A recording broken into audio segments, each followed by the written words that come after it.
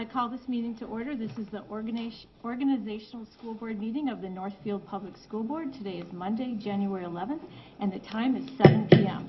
The purpose of this meeting is to organize the board for the 2016 calendar year. We will begin with officer elections, and as the acting chair, I ask for nominations for election of board chair. Is there a nomination for the office of board chair? I nominate Julie Pritchard. Okay, the nomination of Julie Pritchard. Is there a second? Second by Margaret. Are there any other nominations? Are there any other nominations? Are there any other nominations? Hearing no further nominations, with a motion and a second for Julie Pritchard as school board chair. Any discussion? All those in favor of Julie Pritchard as board chair, say aye. Aye. Opposed? Motion carries. So thank you for your vote of confidence in electing me to continue as your chair. I look forward to continuing this capacity and working with all of you in the new year. So thank you. Okay, we'll now continue with elections of remaining officers. Begin with office of vice chair. Is there a nomination for the office of vice chair? I nominate Ellen Iverson. Nomination of Ellen Iverson. Is there a second? I'd second that. Ann, seconded by Ann. Are there any other nominations?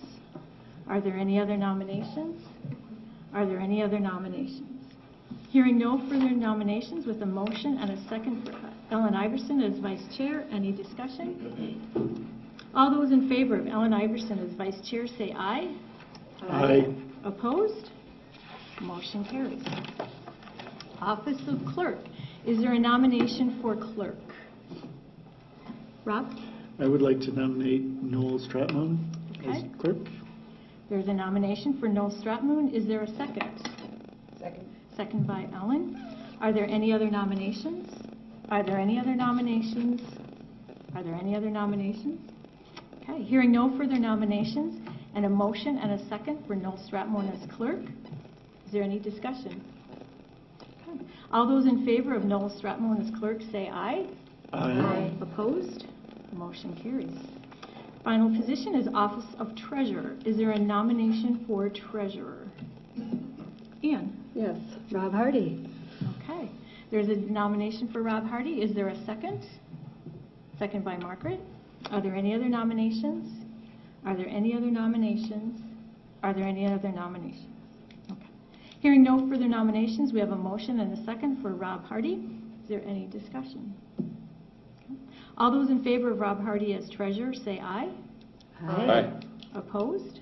Motion carries. Okay.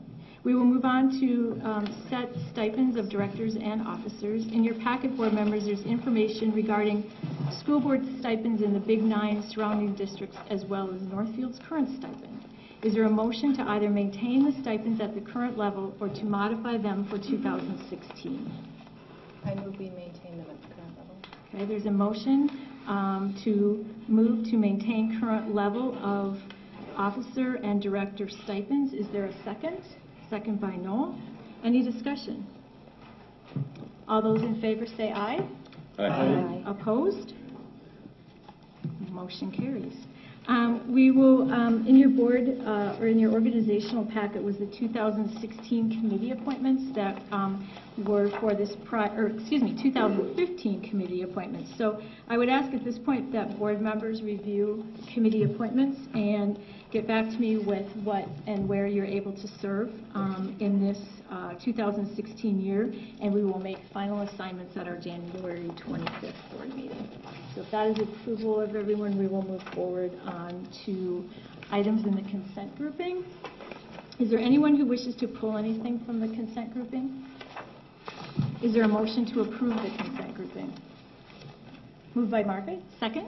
Second. Second by Rob. All those in favor of approving the consent grouping say aye. Aye. Opposed? Motion carries. That concludes our 2016 organizational meeting. So with that, I ask for a motion that we adjourn. Moved by Jeff. Second? Second by Ellen. All those in favor say aye. Aye. Opposed? Motion carries. We are adjourned.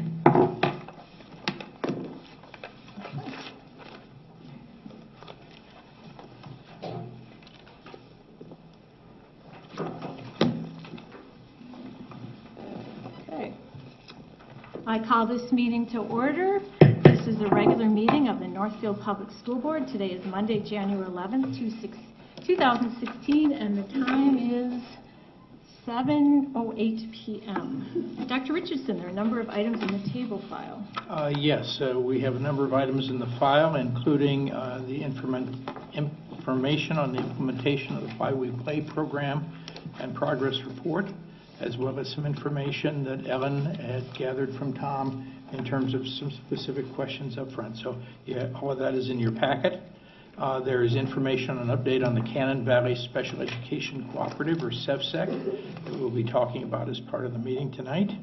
Also, at this point, in terms of the table file, we're recommending that we basically remove item 7B3E as regards employment, and move that from the consent agenda and place it as item 3 under the items for discussion and reports. We also will be discussing in the individual items additions of a board member resignation tonight. Also information on process of filing a vacancy on the board. Beyond that, we also have personnel items in terms of appointments, increase, decrease, and change in assignments. And we will have information on our student activity account and a request on the part of the softball team to identify salary and benefits for a assistant or additional coach. And then in the items for information, there's a documentation on the Highway 246 update, and giving you information in terms of what's happening with that in terms of school zone and crossing project. Also information about the Educational Assistant Recognition Week, which actually begins today. And also information in terms of a special school board meeting to consider and to potentially take action on an administrative recommendation to expel a student. Okay, thank you very much. If there is no objection, we'll make these changes and add these items to the agenda as we move forward. Okay. We now have opportunity for public comment. This is a chance for members of the district to address the board. I would like to take a moment to review some of the ground rules for public comment. I'd like to remind the public that this is a listening opportunity for the board and not a time to debate an issue. In addition, I see we have a number of students present this evening. The open meeting law prohibits the discussion of educational data during an open school board meeting. We have consulted our legal counsel on this matter. Therefore, if you have concerns related to a specific student or to a specific student matter, you may not raise those concerns during the public comment session. Sometimes citizens operate under the mistaken belief that they can navigate around this law by simply refraining from using a student's name. However, the law is broader than that. If a member of the public could readily identify the student based on other information that is provided, the information may not be discussed in a public school board meeting. Alternative avenues of communication exist for sharing concerns regarding specific students and specific student matters. If you have such concerns, you are encouraged to submit your concerns in writing to the building principal or to the superintendent. Or you may schedule a meeting with the principal, the superintendent, or a designee to have your concerns heard. I want to emphasize that the board respects and values input on student matters. But when it relates to a specific student or to a specific student matter, such input must be received in an appropriate forum and not during an open meeting of the school board. With that being said, is there anyone here who wishes to address the board? If there is someone who does wish to address the board, we ask that you please step to the podium, identify yourself by giving your name and address, and if you represent a group. We ask that you limit your remarks to 3 minutes. My name is Charlie Black. It appears from what you have just said that I can't share my statement at this meeting.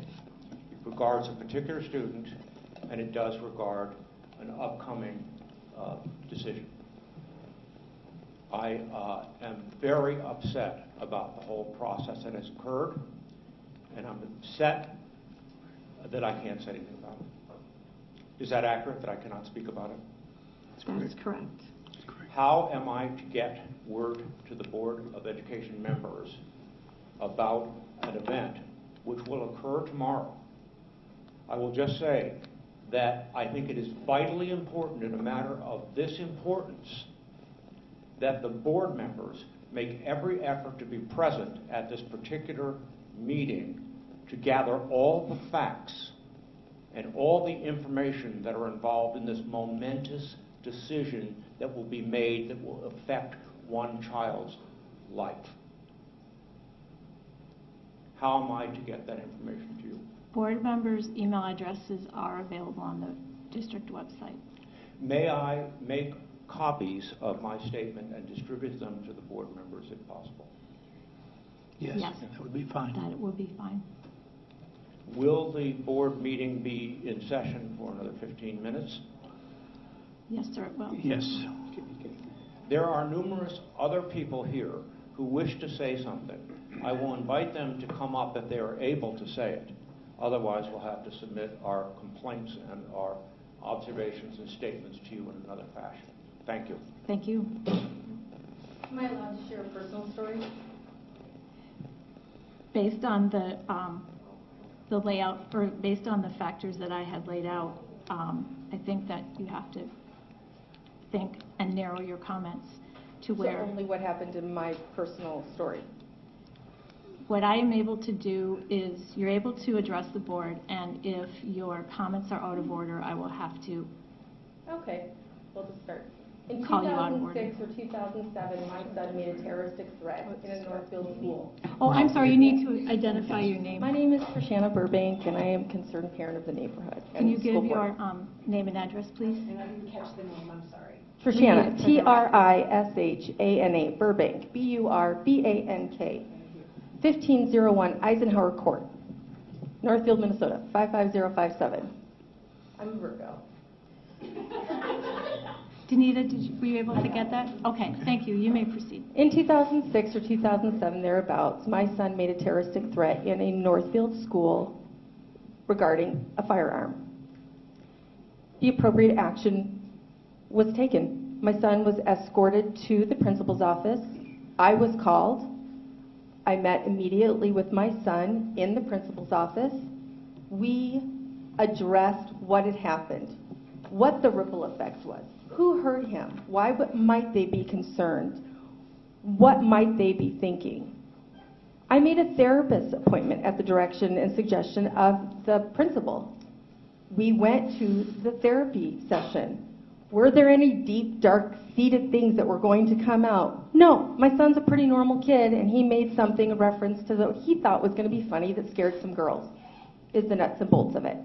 But under the school policy, he made a terroristic threat regarding a firearm in a Northfield school. I could be the parent standing here. The appropriate thing happened. My son met with the principal. The principal called me.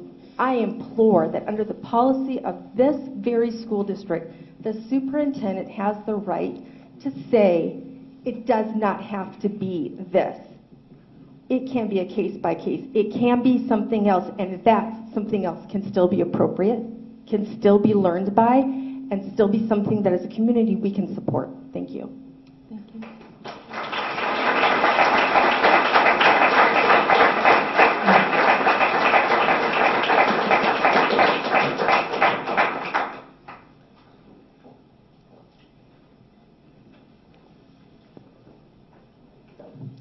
My name is Tui Mulkey, T-O-U-I-M-O-H-L-K-E, 2671 Oaklawn Drive, Northfield, Minnesota, 55057. My husband and I have two children who attend Northfield High School. I know a few of you through our children, and I've also volunteered with a few of you on the past couple levy referendums. As a supporter of Northfield Public Schools and a concerned parent, I urge all of you board members to review district policies on student discipline, including procedures for deciding what consequences will be enforced, how parents are notified and documentation of circumstances. It is my hope that instead of what amounts to a zero tolerance policy for all violations of school policies, we remember that educational institutions should be doorways of opportunity, and students should be disciplined on a case-by-case basis and in a developmentally appropriate manner.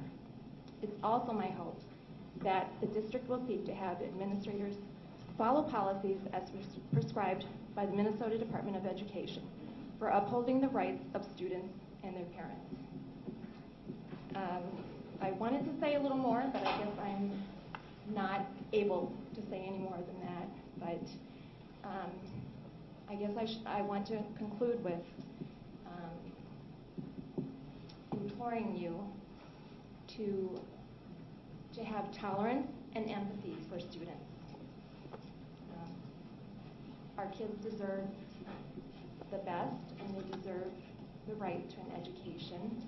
And one mistake should not throw all of that out the window. Thank you. Thank you.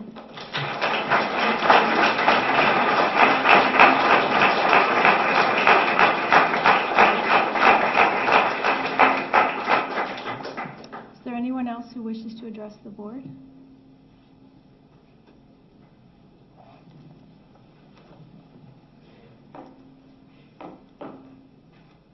It's fine, take your time. My name is Julie Kopp, K-O-P-P. I live at 1200 Superior Drive in Northfield, Minnesota. I just want to say that we, parents, are our first children's teachers. Everyone that sits here now are part of that journey with teaching and showing what we have to do to become successful adults. We have an opportunity to show our children what we can do in a dire situation, or give them the tools to become the people that we want them to be. But to push them away and make them doubt themselves, doubt what we've worked 18 years to give them, is taking too many steps back. Children make mistakes, some great, some not so great, but it's our job as parents, as educators, to take those mistakes and make something meaningful out of it. That's our job. Don't not take this opportunity to learn totally all the facts. For any student that is having trouble, be there for that student. Don't push them away. Don't turn your back on our children. We need them.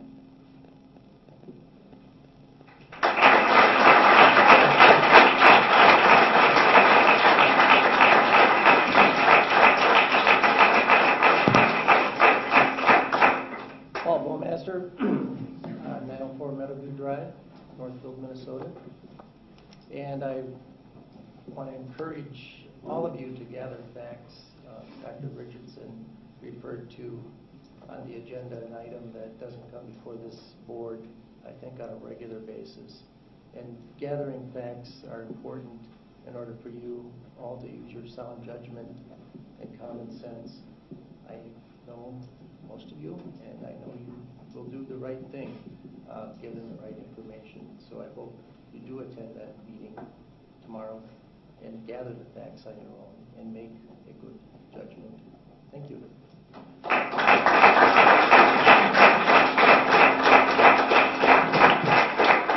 Kristen Moorhead, 13688 Cannon City Boulevard. And I just want you to think for a minute of the intent of an action when deciding a disciplinary action. If a student shows up at the lunch line with a zero balance, we don't say, oh, you were intending to steal that food. We understand a simple mistake was made. They didn't understand that they didn't have any money, and we allow them to make up for it at a later date.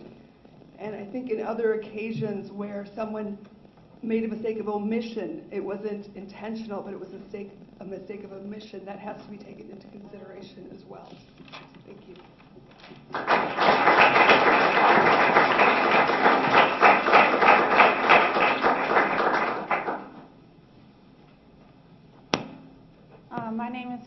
schoolmaster. I have three children here in the Northfield School District. One already graduated.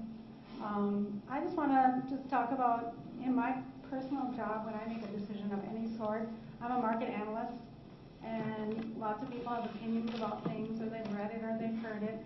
And when I make a decision, I gather all the information, I get all the data that I can get personally, and then I make that decision. Sometimes, you know, if there's a way, if you can't be there, maybe it's able to get recorded, or if someone, try and figure out if there's a way for you to get all the information if you're not able to be there. And if you can get there, that would be great. I don't know why it's at 1:30 or 1 o'clock in the afternoon. That's kind of strange to me. I wish it were a different time because that makes it kind of difficult for people. But I just say gather all your information, get all your facts, and make a good, well-informed decision on your own.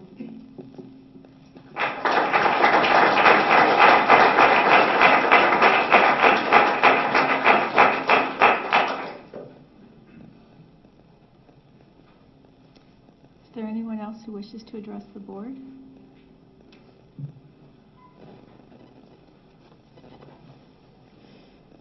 My name is Tara Bamonte-Gribas, and my address is 2203 Grant Court in Northfield, Minnesota here, 55057. I would just like to address the board very generally, I guess, since we are not allowed to speak about specifics. To say that education is a constitutional right, and to take that away from someone has a lasting effect into their future. Doing that is an action that requires careful consideration of all the facts and circumstances and must be decided on a case-by-case basis. It is vitally important that all the decision makers, including especially the members of the school board, be involved and present for such a thing, so that they can consider what is fair and in the best interest of the student or the child in question. I strongly urge you to attend tomorrow's scheduled meeting, and I would like to ask for all those here in favor of that to please stand.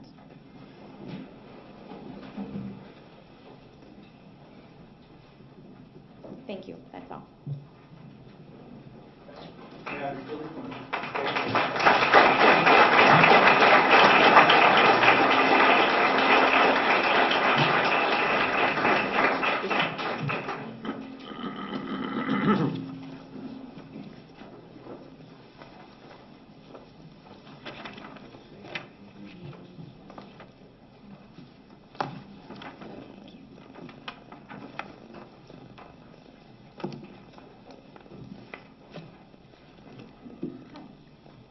I just walked in, so I'm not sure what the procedure is for what.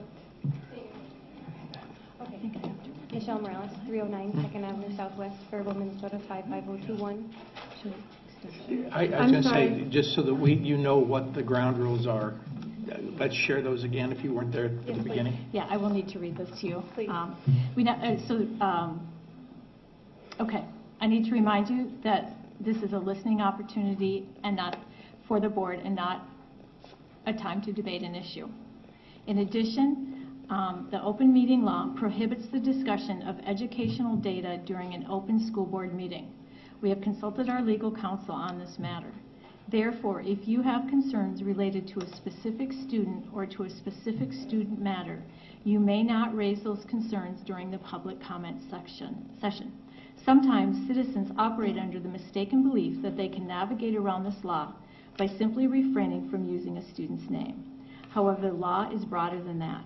If a member of the public could readily identify the student based on other information that is provided, the information may not be discussed in a public school board meeting.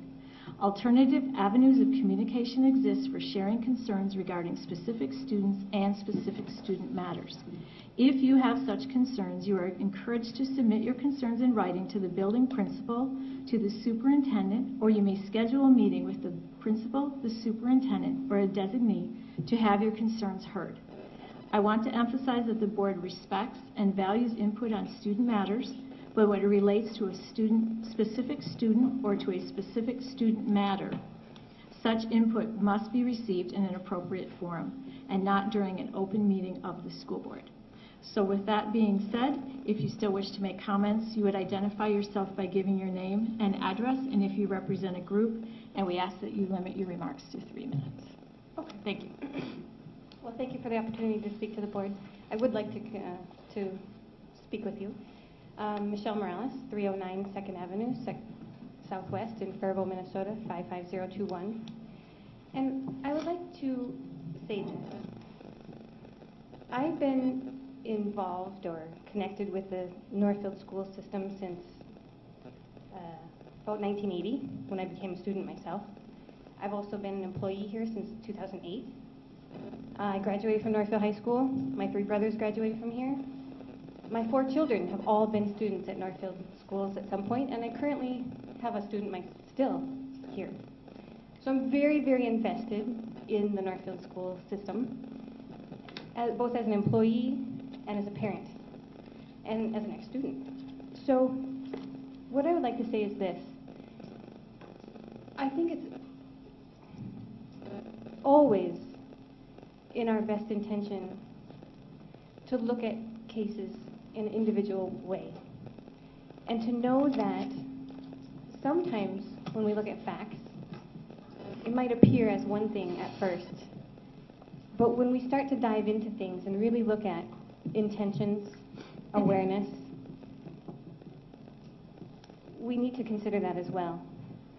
When we have a student who wants to succeed, who's motivated, who has been exemplary in every way, we need to take that opportunity to leave the doors open for that person, to grab their future, to keep striving, to go on and succeed in every way that as parents and as teachers and as community members that we would like to see them do. If we have a student who's running at full speed towards success, and we cut them off at the feet, we're doing a disservice to our whole community. As a parent, I want to know that my students are safe when they come to school, that they're happy here, that they get a good education. As an employee, I need to know that I'm part of a good organization, and that I'm going to be safe at work. And I know to the core of my being that has always been true here. Even with recent events, that's always been true. I come in these doors every day. I send my child to school here every day. And I wanted that to be said, that has always been intact through this whole thing. That has been intact. So I would encourage you to look at the case as an individual and know that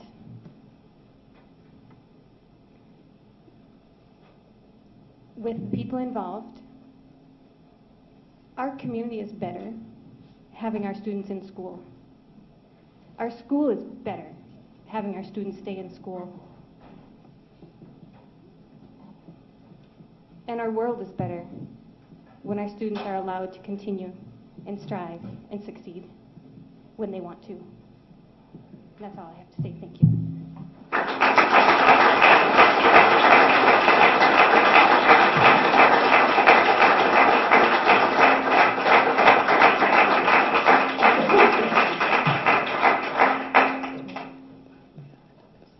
Is there anyone else here who wishes to address the board?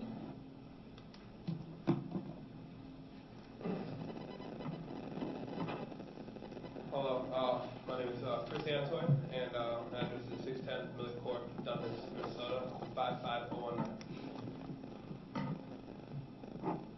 I am an NHS honor roll student, 3-sport captain, rally member, and friend of many. I am up here tonight to serve as a representative for the students of Northfield High School. In the recent weeks, students have come to know an individual story. In all of my years as a student in the district, I have never seen the student body become so rapidly united on a single issue. Many of us strive to find a way, anyway, to voice our concerns regarding an individual situation.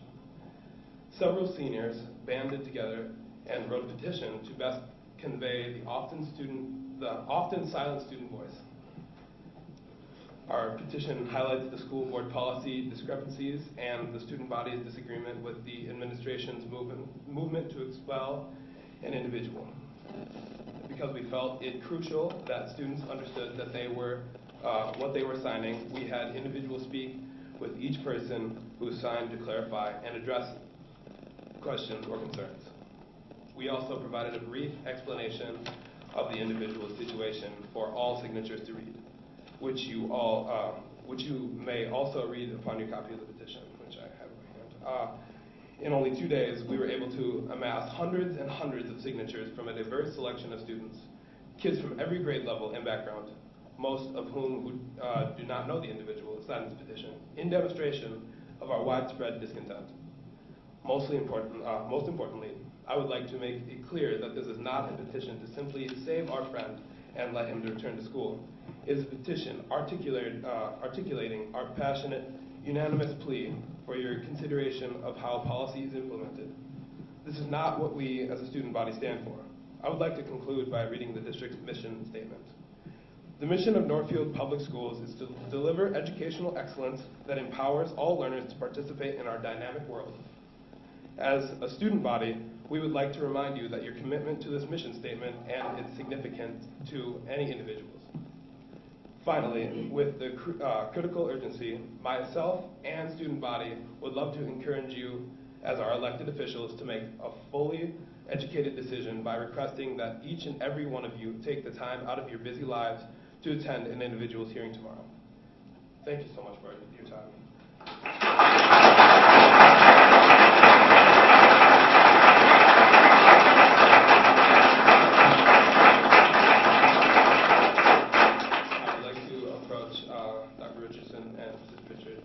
With a favor of our petition. Perfect, thank you. Thanks, Chris. Thank you. Okay. Is there anyone else who wishes to address the board? Anyone attempting to come forward? Okay, that concludes the public comment portion of our school board meeting.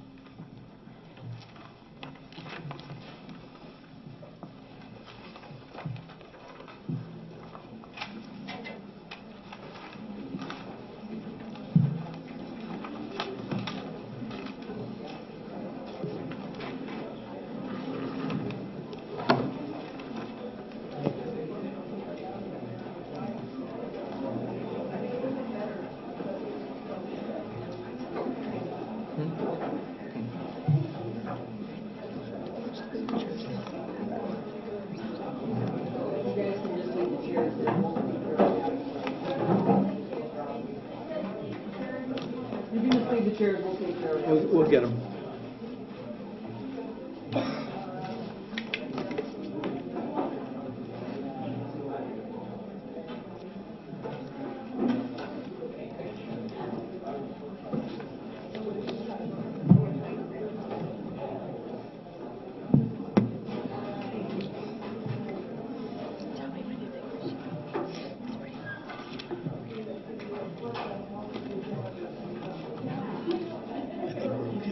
Whenever you're ready.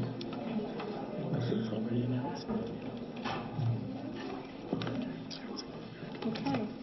Okay, board members, we'll move on to approval of the minutes. You have in your packet minutes of the regular school board meeting held on Monday, December 14th, 2015. Is there a motion to approve these minutes? Moved by Ellen. Is there a second? Second by Jeff. Any discussion? Okay. All those in favor of approving the minutes for the regular school board meeting held on Monday, December 14th, 2015, say aye. Aye. Opposed? Motion carries. Those minutes are approved. I understand, Dr. Richardson, there are no There formal actually are announcements no and announcements or recognitions at this time unless Just- anyone else has something Yes, specific. unless someone else has something. I Bob? do have something. Just like to announce the annual Martin Luther King Jr. Community Celebration, which takes place next Monday night at 7 p.m. at Emmaus Church.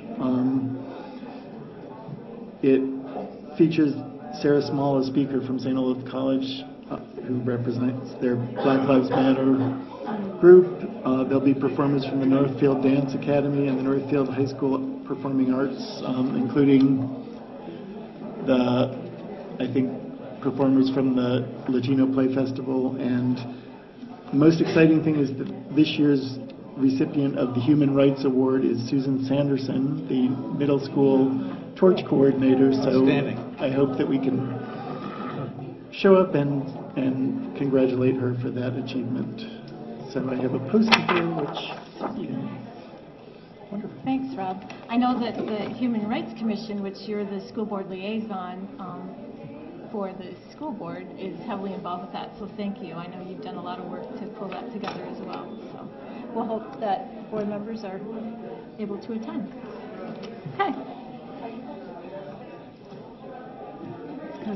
So if I can see, get that into the minutes. Okay, so we'll move on for items for discussion and report. The first item is the implementation of Why We Play Progress Report. Here this evening is Tom Groutman, Director of Student Activities, to provide an update on the Why We Play program. Welcome, Tom. Thank you. It's great to be here tonight. Thank you for your support of the Why We Play. I don't call it really a program, it's a movement and initiative. And it's really taken our state by storm and really sweeping across the country. So we're really pleased with what's going on here, and school board, thank you so much for your support as we continue to implement this. I'm going to start with a short story, and I got the rights for the short story from the coach tonight. As a matter of fact, I spoke with both coaches tonight saying I'm going to present their story to the board, and they were both really very, very pleased. The first one is from a coach that we have that's been coaching for a long time. And he received an email from one of his former students, student athletes, a student that he had back in 1992 in the state of Iowa. And yeah, we can still talk about Iowa here, I think. Oh, yeah. It's okay. Oh, yeah. But so he received this from now a woman who he had coached back in 1992. And when he came and spoke with me, this is just before the holiday break, this, let's call him a male testosterone macho guy, he was misty-eyed. I mean, this really, really moved him and touched him, and rightfully so. I'm going to start with his email then to me after the conversation, then I'll get to the email that was sent to him. Tom, I just wanted to share this with you. About halfway through the book you gave me, and you'll all see this book in just a little bit, this girl, as I told you yesterday, was not a great athlete or basketball player, but she needed basketball and the team. You never know how much of an influence you have on kids. But like the writer of the book you gave me said, I believe you have much more than anyone else in their lives. We had a great team that year, went undefeated during the regular season. We ranked as high as number 3 in the state for 4 weeks in our class. We won our conference. This was 1992. Little did I know at the time how much it would mean to this girl.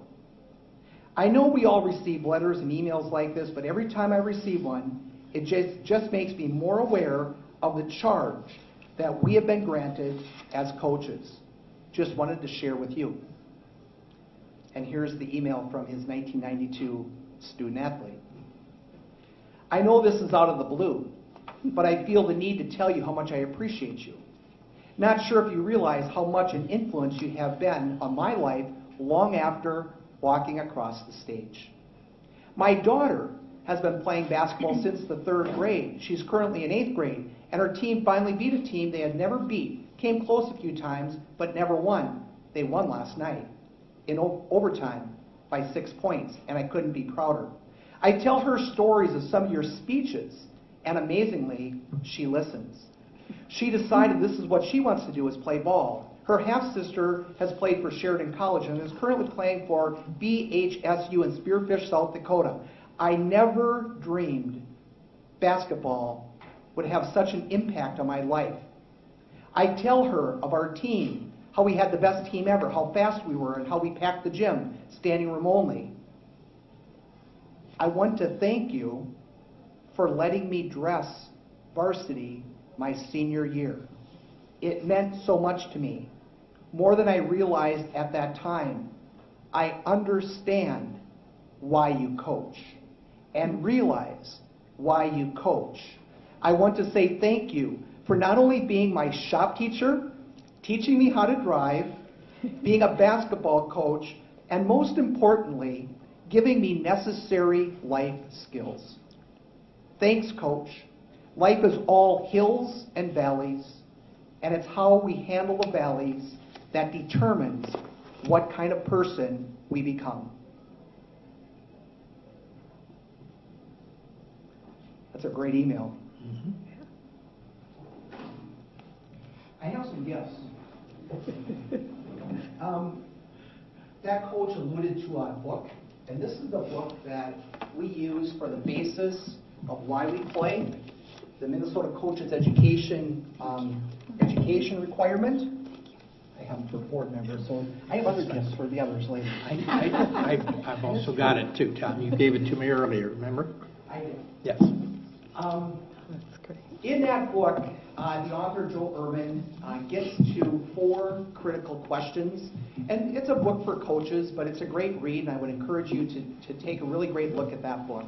But the 4 questions to coaches are, why do you coach? It was alluded to in the email. Why do you coach?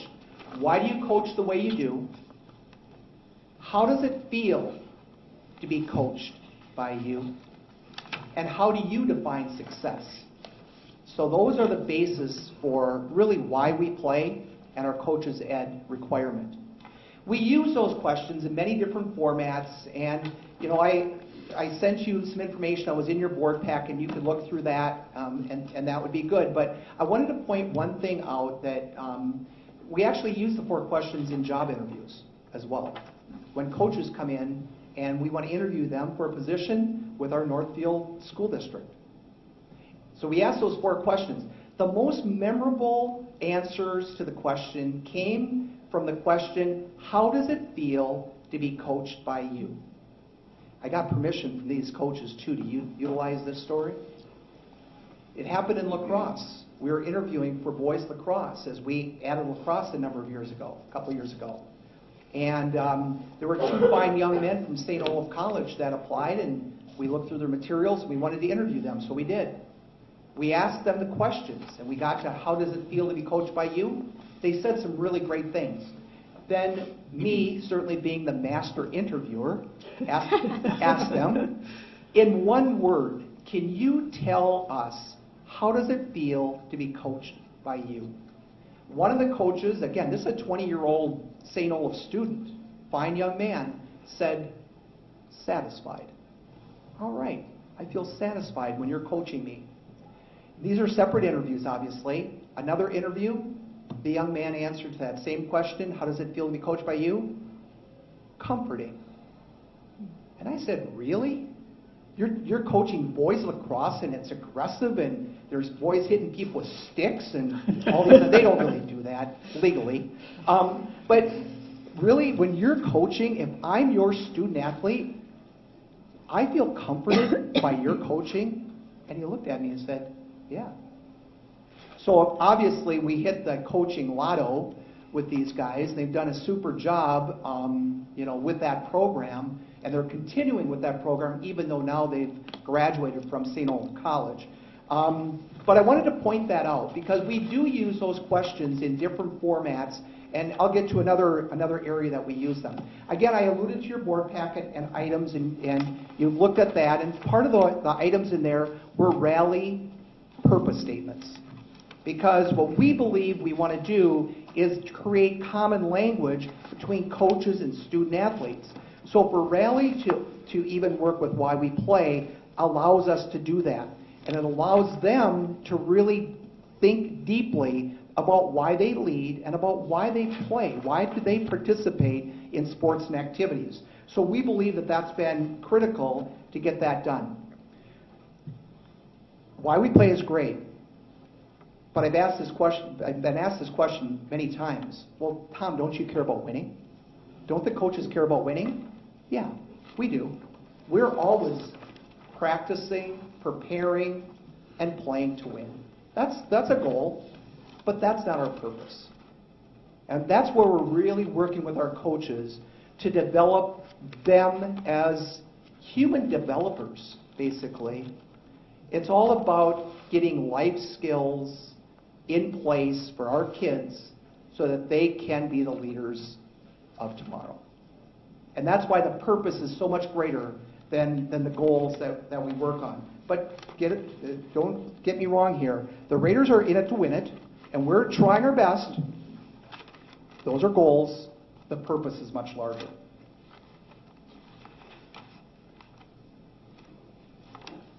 Here's another packet. And I was going to put this in your original packet, and I thought, no, it's too much paper. But now it's like, now I don't care. Now I don't care. What you're going to see here are the purpose statements of our coaches at Northfield High School and some at Northfield Middle School. I got it. Okay. All right. And I say some because we don't, and the high school league does not require middle school coaches to do purpose statements and to do all the continuing ed requirement. Here at Northfield, we require all 9th grade coaches and up to do purpose statements and do all the continuing ed. And that's more than what's required by the league. The league actually is asking B squad, JV, and varsity coaches to do it, so we believe that more need to get this done. We believe it's that important. Also, if there is not a purpose statement for them, it could be a technological error. They may not have claimed Northfield as their sport. Really don't hold this against some of those. There's a few on there who have gone to Why We Play workshops outside of Northfield. And by going to these Why We Play workshops, they created purpose statements at those workshops, and they just didn't get them online. They have them, they're just not online. And they're really good ones as well. I want to close with another short story. And I'm getting all my good material from other people. That's the beauty of this. And this is from another coach. This is from Jody Saxton West. Amazing teacher, amazing person, amazing coach. She coaches speech. Speech is a Minnesota State High School League activity. She has embraced Why We Play. Of course she has. She knows it's good stuff. Here's an email that she sent to parents of speechies. She calls them speechies. Right before the holiday break, so on December 16th. So I'm going to read the email and then some other information that was sent out regarding that email to speech parents. Hi, speech parents. The season is officially underway. A welcome back to parents of our speech veterans and a special welcome aboard to the parents of our newbies. A few notes as we head into the season, then winter break, then back into the season. I am more than proud to introduce to you our Raider speech coaching staff. Every member of our coaching staff is registered with the Minnesota State High School League, has completed continuing education requirements, and has taken a coaching course that encourages purposefulness in coaching. To that end, we have each written Why I Coach statements. These statements, along with pictures and a speech resume, can be found in the attached document. Meet the Raider speech coaches. Please do take time to read it and to appreciate the wealth of knowledge, experience, enthusiasm, and care that your speechee will receive as a member of this team. And here's the attachment, with pictures, of course. First up, Jody Saxton West, Minnesota State High School League, Why I Play statement. I coach so as to influence kids to be their best self and to interact with others in meaningful, purposeful ways. Elizabeth Granquist Alders, assistant coach. My coaching purpose is to make students feel valued as members of our team, and to connect with them intellectually and emotionally to help them grow as a speech team member and as a person. Pam Hansen, assistant coach. I want to teach the kids that their biggest competition is themselves. As long as you work to improve yourself, you have already won. Amrita Bajia. I coach to invite students into the wonderful world that is the speech community. Speech was such an integral part of my high school experience, and I believe every student should have the chance to foster the personal growth a speech team can offer. And finally, assistant coach Rachel Barron. I coach to help kids realize their full potential and encourage them to do their best, which may involve them going a bit outside their comfort zone. I believe that it is important that they trust me and that they can rely on me to listen to their ideas. By the way, the last two I read, St. Olaf freshman. St. Olaf freshman. Well, I'm putting a big plug for St. Olaf College in here. You equal time for Carleton on another night. With that, I'm just going to close. Again, school board, thank you so much for your support. I do have one more gift I'm going to leave, and that is an assessment tool that I've started to use this year for Why We Play. As I'm meeting with coaches at the end of their season, I'm utilizing some of these things too during the season. In the packet that you already had, you probably have seen that I send emails and messages to coaches about, are you coaching to your purpose? So we're doing lots to check in with coaches, hopefully a lot to support them and to support this movement and initiative. This is a work in progress. I will never be done. There will always be new coaches. There will always be new parents. There are always, and it's a good thing, there's always new students. So this is a work in progress. I am not working toward an end. I am just working to implement the very best way that we can at Northfield High School. I'm really pleased with this assessment tool. I stole it from a beloved high school, my own high school that I graduated from, Grand Rapids. I just changed some of the words. Like where it said Grand Rapids yeah.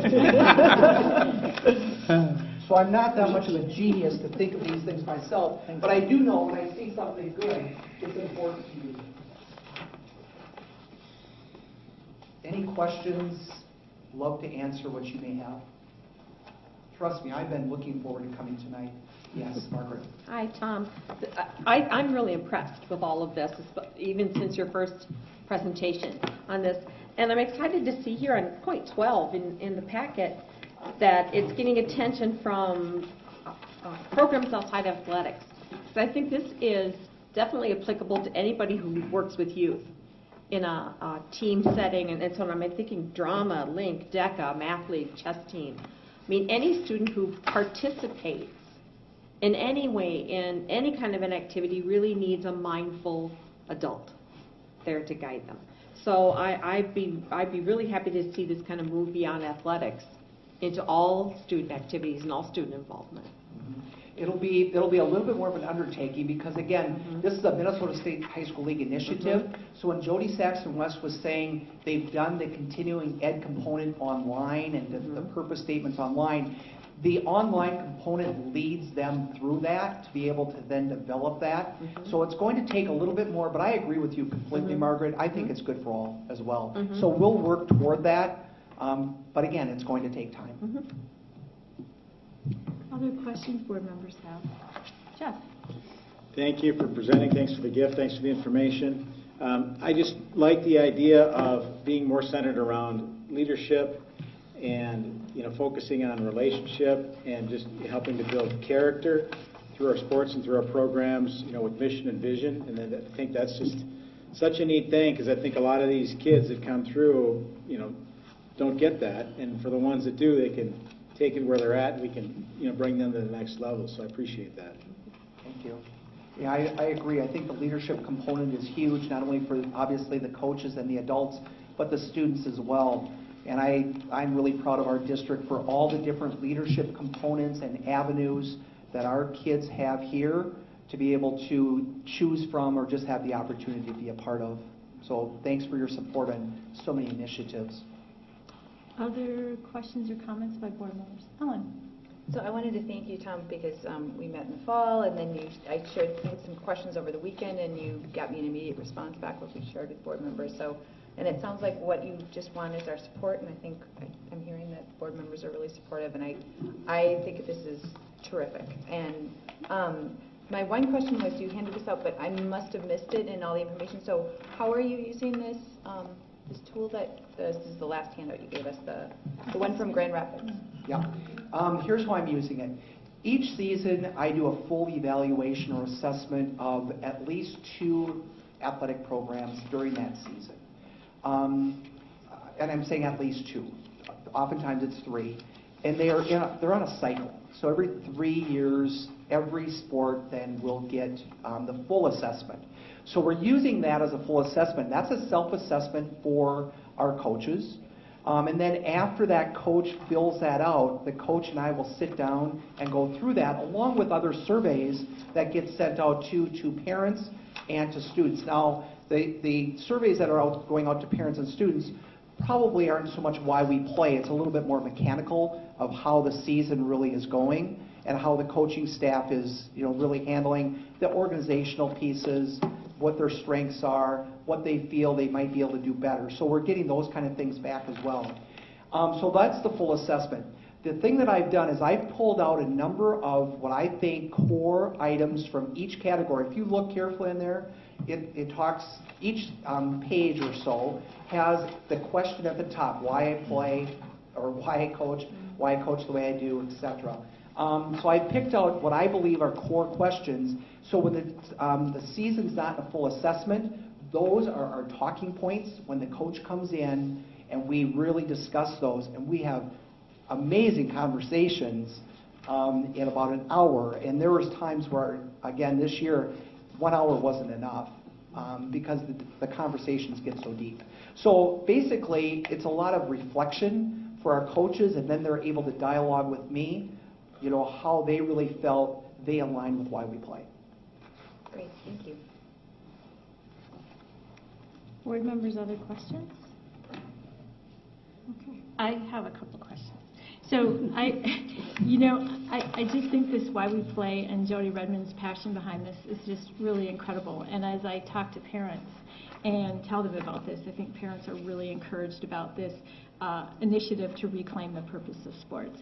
And I think as a board, we obviously are very supportive of this. And I went back in the Why We Play video, they talk about the University of Kansas study. And it's really interesting how, the study has shown significant impact on students' academic performance as a result of their participation in extracurricular activities. So it's hugely important to all of us that those experiences be as positive as they can be, so that the kids continue to want to be a part of those activities. So I love that you handed out this assessment. This is really excellent because, one of the things that was said in the video by Joe that really sort of struck home to me was that he challenged school boards to have a system in place where coaches are held accountable for the impact they have on students.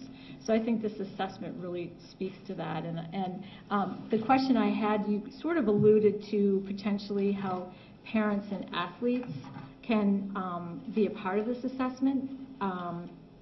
And if you could tell me again how the parent and student would have input into the assessment. Right, what we do is we do a postal mailing, and there are 6 questions that we ask. And they're the same questions to the student and the same questions to the parents.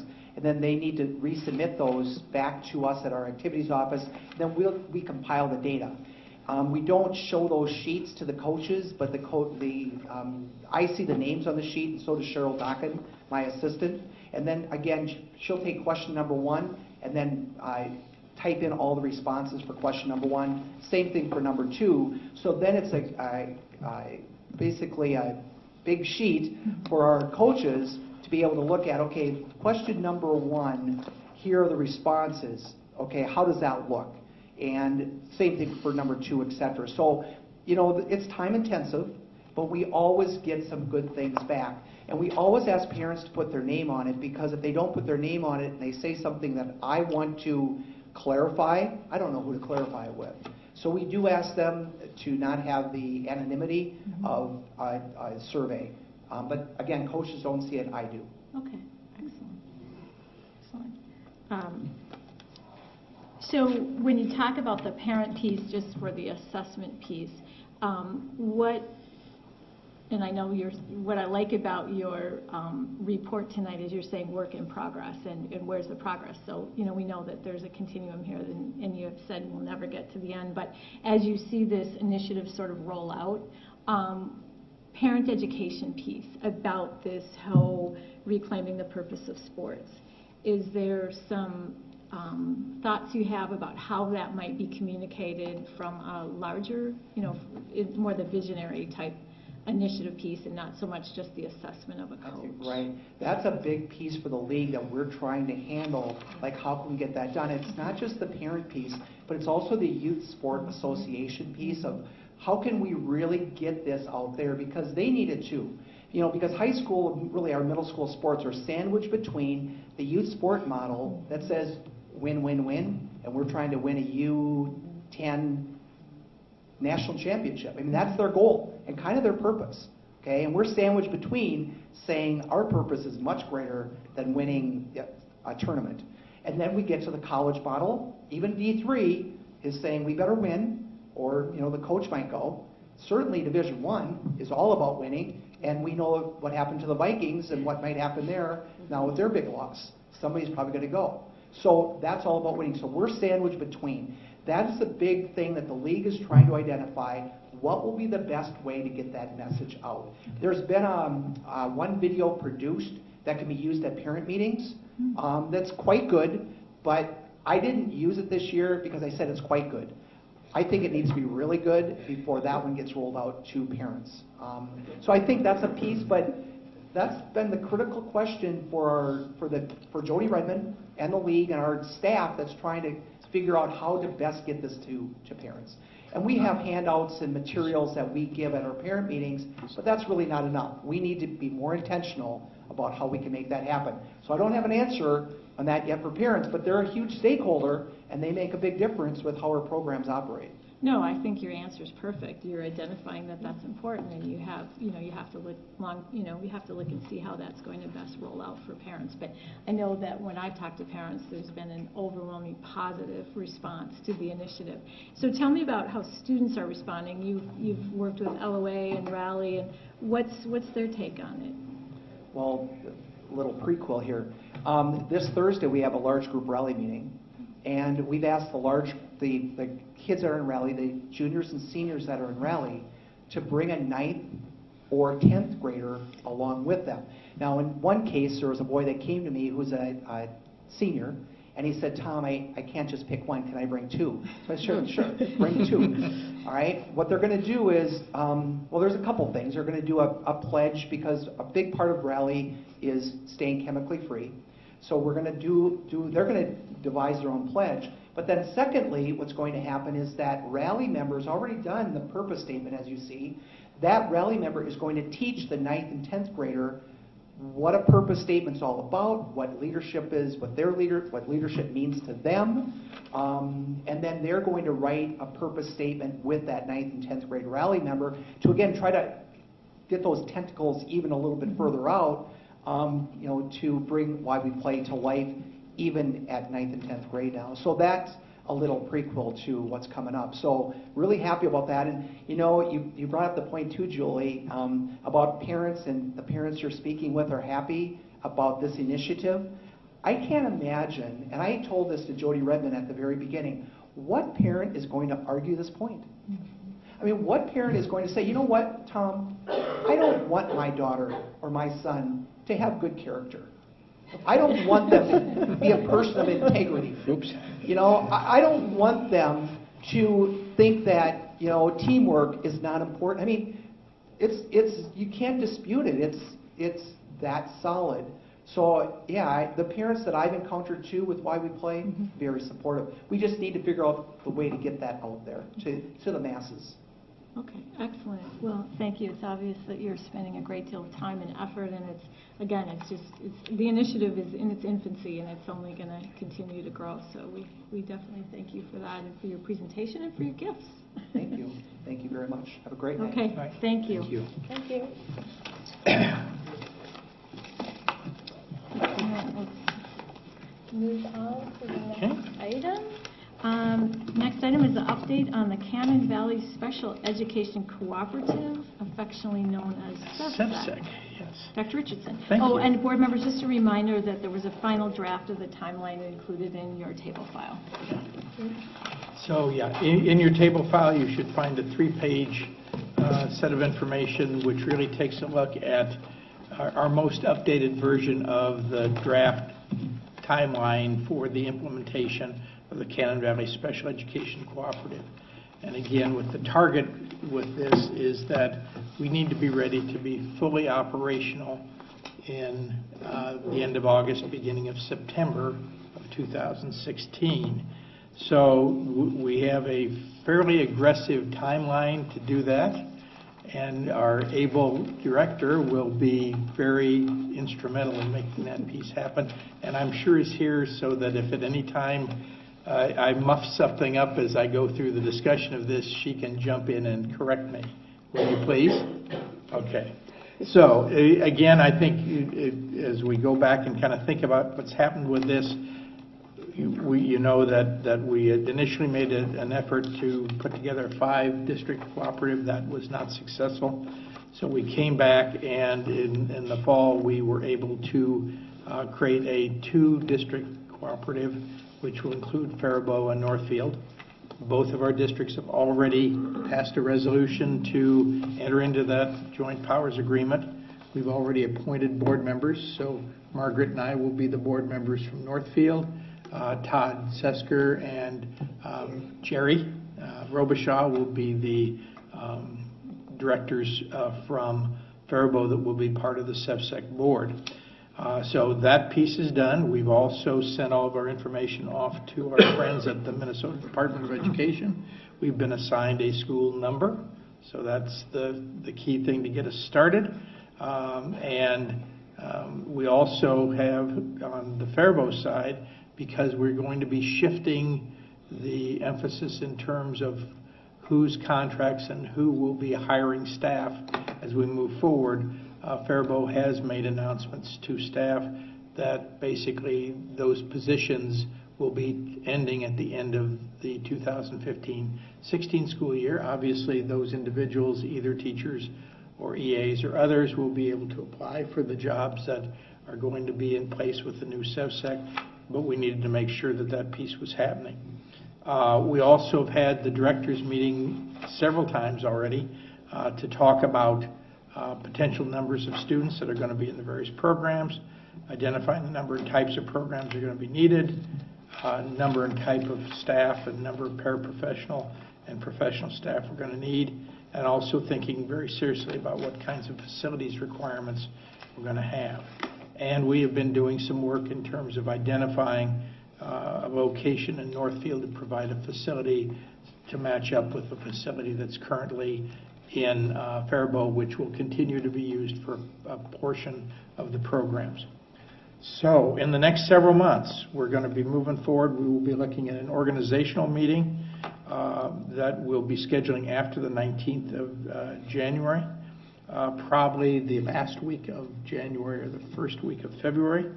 At that organizational meeting, we'll do all the same stuff that we just did here. We'll elect officers, we'll set meeting dates, we'll determine if there's going to be any board salary. We're going to talk about all the issues around, who's going to be our bank, who's going to be our newspaper record, all of the other things, because for all purposes, we're just like a school district. And the good thing, Brittany, is the Northfield News or the Faribault Daily News. One of those is going to be it. Okay. We'll also need at our first meeting, basically the board chair will sign off so we can go get a federal tax ID number. We'll be contacting MSBA because we need to get errors and omissions and liability insurance in place. We also will need to approve some the bylaws and core operating procedures. We'll need to review basically the 5-year lease contract for the cooperative facility that we're looking at in Northfield, and hopefully we're getting very close to having a lease agreement and a build-out agreement for that facility. And we'll also be looking at needing to re-up the lease that we currently have with the CREC facility in Faribault, because the SevSec special ed cooperative will actually run both buildings, both programs. We also will go through and take a look at inventorying all of the equipment that's currently in the Faribault facility. The board members will get a chance to peruse the 29 required cooperative board policies for our first reading. We'll be coming back and looking at those in February. And then, as you'll see, there's a whole set of decisions we have to deal with. First of all, looking at who's going to be the fiscal host. It appears at this point that Northfield will be the fiscal host, so that means we will be the ones maintaining the books, putting everything into EDRS, doing all the other kinds of pieces along that line. Also, we need to determine who's going to be the host for the negotiated agreements, and at this point, again, we believe that Northfield will be the host for those agreements, which means that for agreements for teachers and paraprofessionals and others, they will follow the contract in Northfield.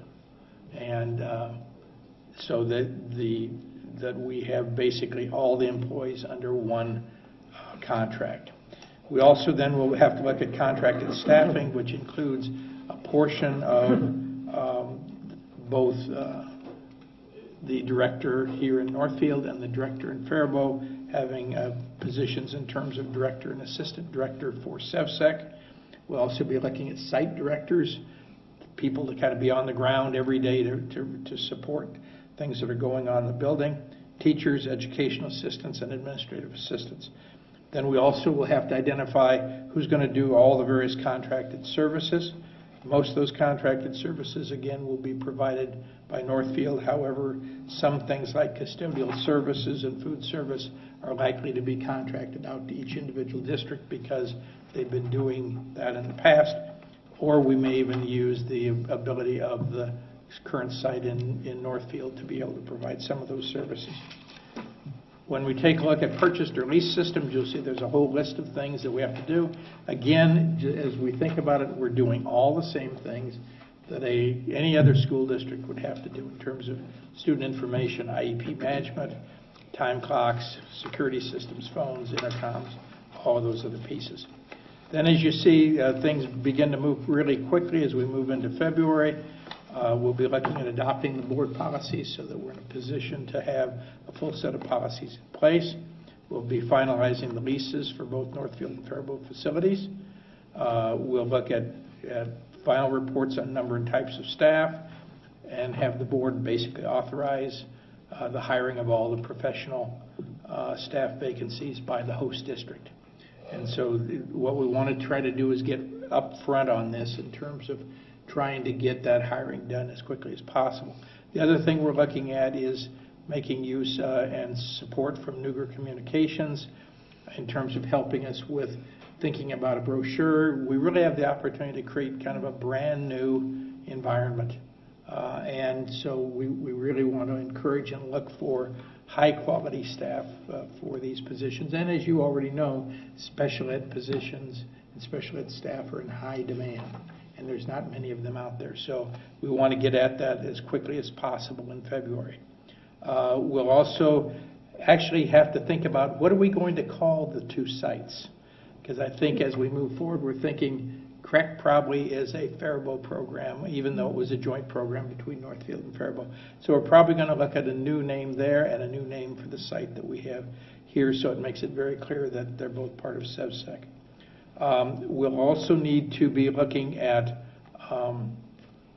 beginning to look at facility status updates, because especially in the site here in Northfield, we really need to get rolling probably about as early as spring break with the construction work that needs to be done to get the facility here in Northfield to be ready to go for fall.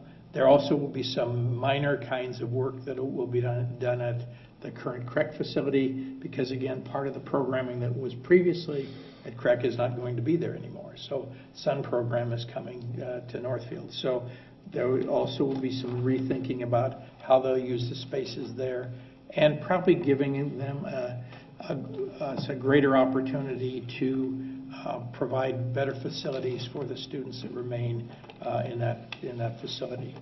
We then will again have a board meeting in March where we begin to start approving contracts with staff. We're going to be looking at posting office support and all of the other paras. We'd be looking at appointing committees to begin working on the FY17, the 16-17 cooperative budget, and again, a report on the facilities. As we move into April, we'll continue to do those pieces. We'll be adopting a budget for 2016-17, and also in terms of insurance bids, we'll get those particular pieces nailed down. In May, basically, we'll be looking at IEP staffings for students who will be attending SEV-SEC in the fall.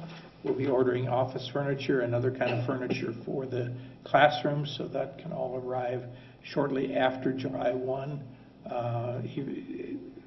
with the idea that we can order it ahead of time but invoice it after the 1st of July. We'll also look at posting of our paraprofessional positions and any that remain left to do there.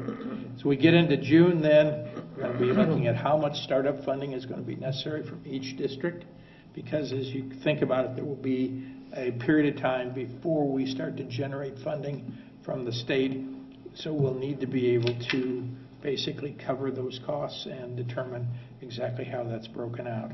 We'll also have to order other things like computers and printers, software, copy machines, etc.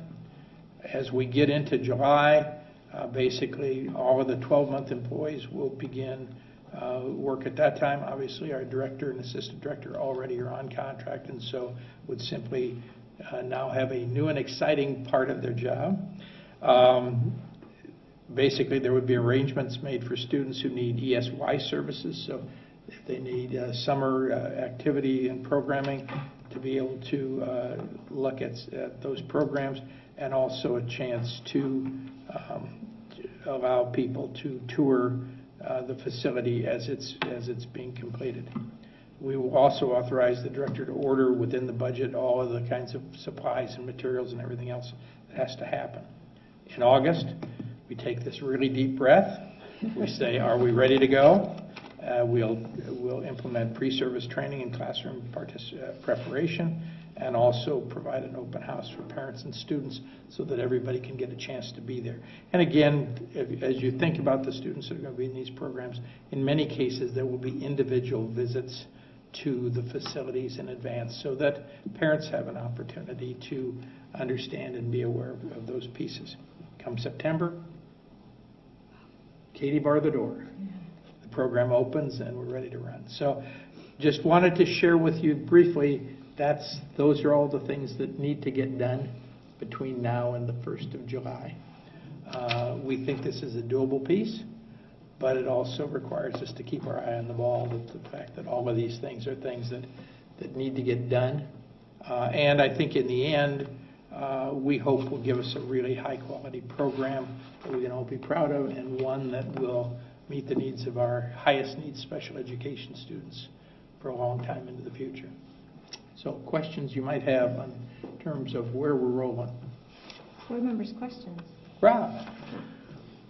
I'm just curious about why, if this is a separate district with a separate number, why it needs a fiscal host and a negotiated agreement host. Okay, well, there are two ways we could do this.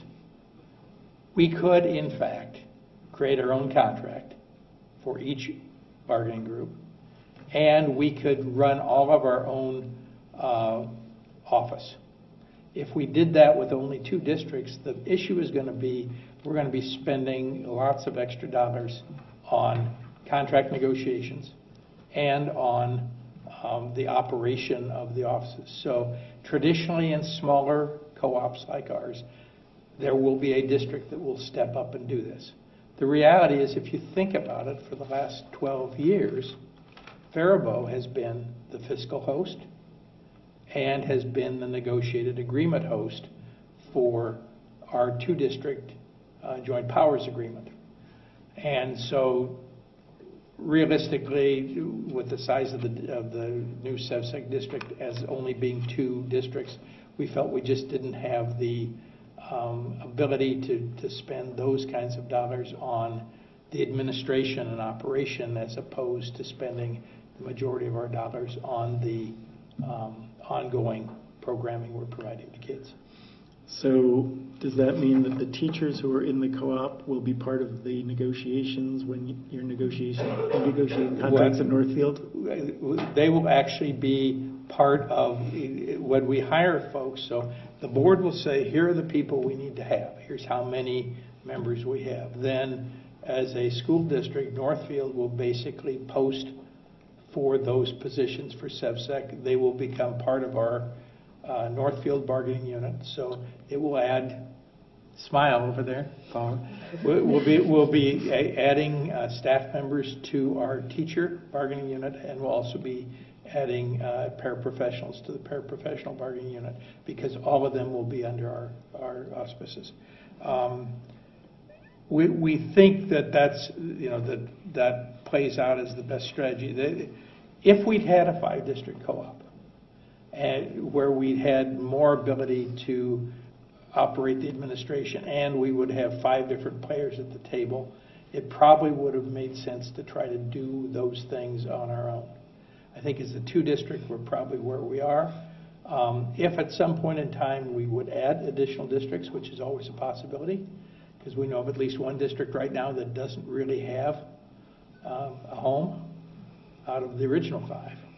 And so our thought would be, if we indeed would have additional districts say they want to come and be part of our co-op, then we might look at a different strategy down the road. But for right now, it's really we think the only workable strategy at this point. Okay. Thanks. Any other questions, board members? Ellen? So will we get a report on an email basis from this, in terms of our body, and we have Margaret appointed to the... I'm thinking we'll try to do that much more often than that. Okay. I mean, the advantage is Margaret and I will be at each of the meetings, so my sense anyway would be that it would give us an opportunity, and we could do it every couple of months probably, just to come back and say, here are the things that the co-op has gotten completed, here's where we're on the process of getting ready to go. Because I just think, with this being a new thing, that I don't think it hurts at all to have us share that information. Okay? Any other questions? Okay. Okay, thank you. Thank you. All right. So we will move on to, sorry, I'm a little overwhelmed with paper tonight, so we'll try to keep it under control as best we can. I think it might go down in record as one of the largest table files. On record? On record. I think it could be. One of the skinniest packets and one of the largest table files. So we'll try to keep a sense of where we are at with paper. So thank you. We'll move on to the third item for discussion, and that is school board member employment. Dr. Richardson. Okay. And again, there were yes, there was items in the table file. Material in the table file, and also material in the regular file in terms of this particular piece. I think the key issue that we're looking at here is Margaret has asked us to consider the possibilities of having her be employed as a substitute teacher in the Northfield Public School District. We have basically under School Board Policy 210 and Minnesota Statute 123B 195, a board member can serve in the role of a substitute teacher as long as their employment relationship for the year does not exceed $8,000 per year. Again, the idea being that I think initially, if you think about probably where this came from, Originally, it probably would have been from small districts where they were probably really struggling to find substitutes. And so I think when this was originally written, the concept was saying, you know, if we have a board member also as a substitute teacher, we don't want to have that person not be able to continue to substitute teach for us. The key piece with this is to be able to do this as we're looking at this option. The board basically does have to vote each year to determine if they want to do this. And the vote needs to be all members present, and again, that vote only lasts for 1 year at a time. So initially, with this particular piece, we would be looking at the consideration of doing this, and it would be from now through the end of June, or June 30, 2016. So that's pretty much what the piece is. And again, Margaret has requested us to think about this as an option. She understands that in terms of any kind of voting about this, the other piece is that she needs to abstain from the vote because obviously she's directly affected. And again, we're very conscious of conflict of interest. We're very conscious of wanting to make sure that there's a sense from the community that you know, we're doing this with total transparency. So that's pretty much the recommendation for your consideration is looking at doing that. And I know that there have been some thoughts on the part of the board that I think they'd like to talk about and share at this point. And then I think we can kind of see where we want to go. But right now, because it's in the discussion or report side of the agenda, there really is no action taken on this tonight unless you would make a decision to do something at this meeting. Okay, thank you. Board members, any questions or comments? Rob? I guess two things. One, when we do the audit, there's the little declaration that talks about financial agreements or financial benefits from the district. And I'm just wondering what the impact would be on the audit situation for having. Again, that it should not impact it as long as we stay within the maximum amount that is provided by law. So again, it's statutory in terms of the fact that you can enter into that contract, that it can't exceed $8,000 in any one fiscal year.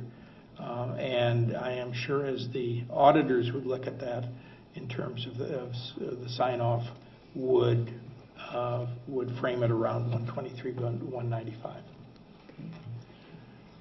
And then just the observation, I don't know if this is still the case, but when I was on a board of a charter school, you were required to have a teacher on the board, so it seems like a kind of double standard. I don't know if that's still the case, but it seems like a double standard to... It is very different. Charter schools, basically, when they first developed the charter school concept in Minnesota, it was the idea that they were basically teacher-led schools. And so there's actually requirements in charter school law that teachers are part of the fabric of the board. But that's really because of I think the nature of charters really wanting to be driven by the work of teachers in terms of the process. And it's just a different animal, I think. So it isn't that I think there's a conflict between how do regular public schools versus public charter schools operate. It's just that they have a different set of rules they function under.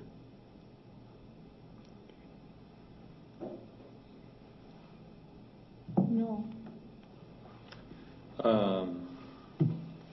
This issue caught my attention because shortly before I came on the board, there was a situation where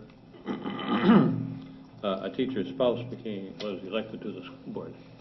And what happened is that, and there have been 2 cases since then, in all 3 cases, the situation caused relationships to be awkward, stifling a few times. almost unworkable. And I really think there are about 6 components at work here, including the board, the administration, the district staff, the individual teachers, colleagues, community, and the taxpayers. The phrase that comes to mind is conflict of interest. For example, in a closed session with the school board where they would be discussing negotiation and salaries, it would be an awkward situation to figure out how to deal with this. For example, if the board received a recommendation from the administration to consider a policy change that would affect the staff and the teachers, it would be an issue.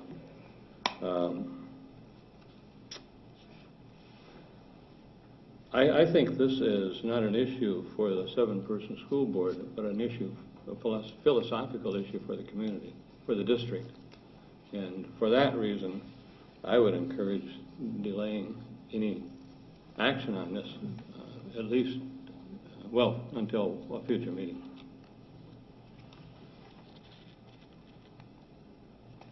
Okay. Is there any other comments board members would like to make? Margaret? I did want to clarify that I am not a licensed teacher. I would have a short call substitute teaching license, which means the vast majority of the time I would be going into a classroom for one day or a partial day. I would not be able to fill in for any one given teacher longer than, I believe it's 2 weeks. 15 consecutive days. So I couldn't come in and be there while someone's on a maternity leave or a medical leave. It would be truly subbing. Someone's out sick, I'm in for the day. So I just did want to clarify that too. Board members, other comments?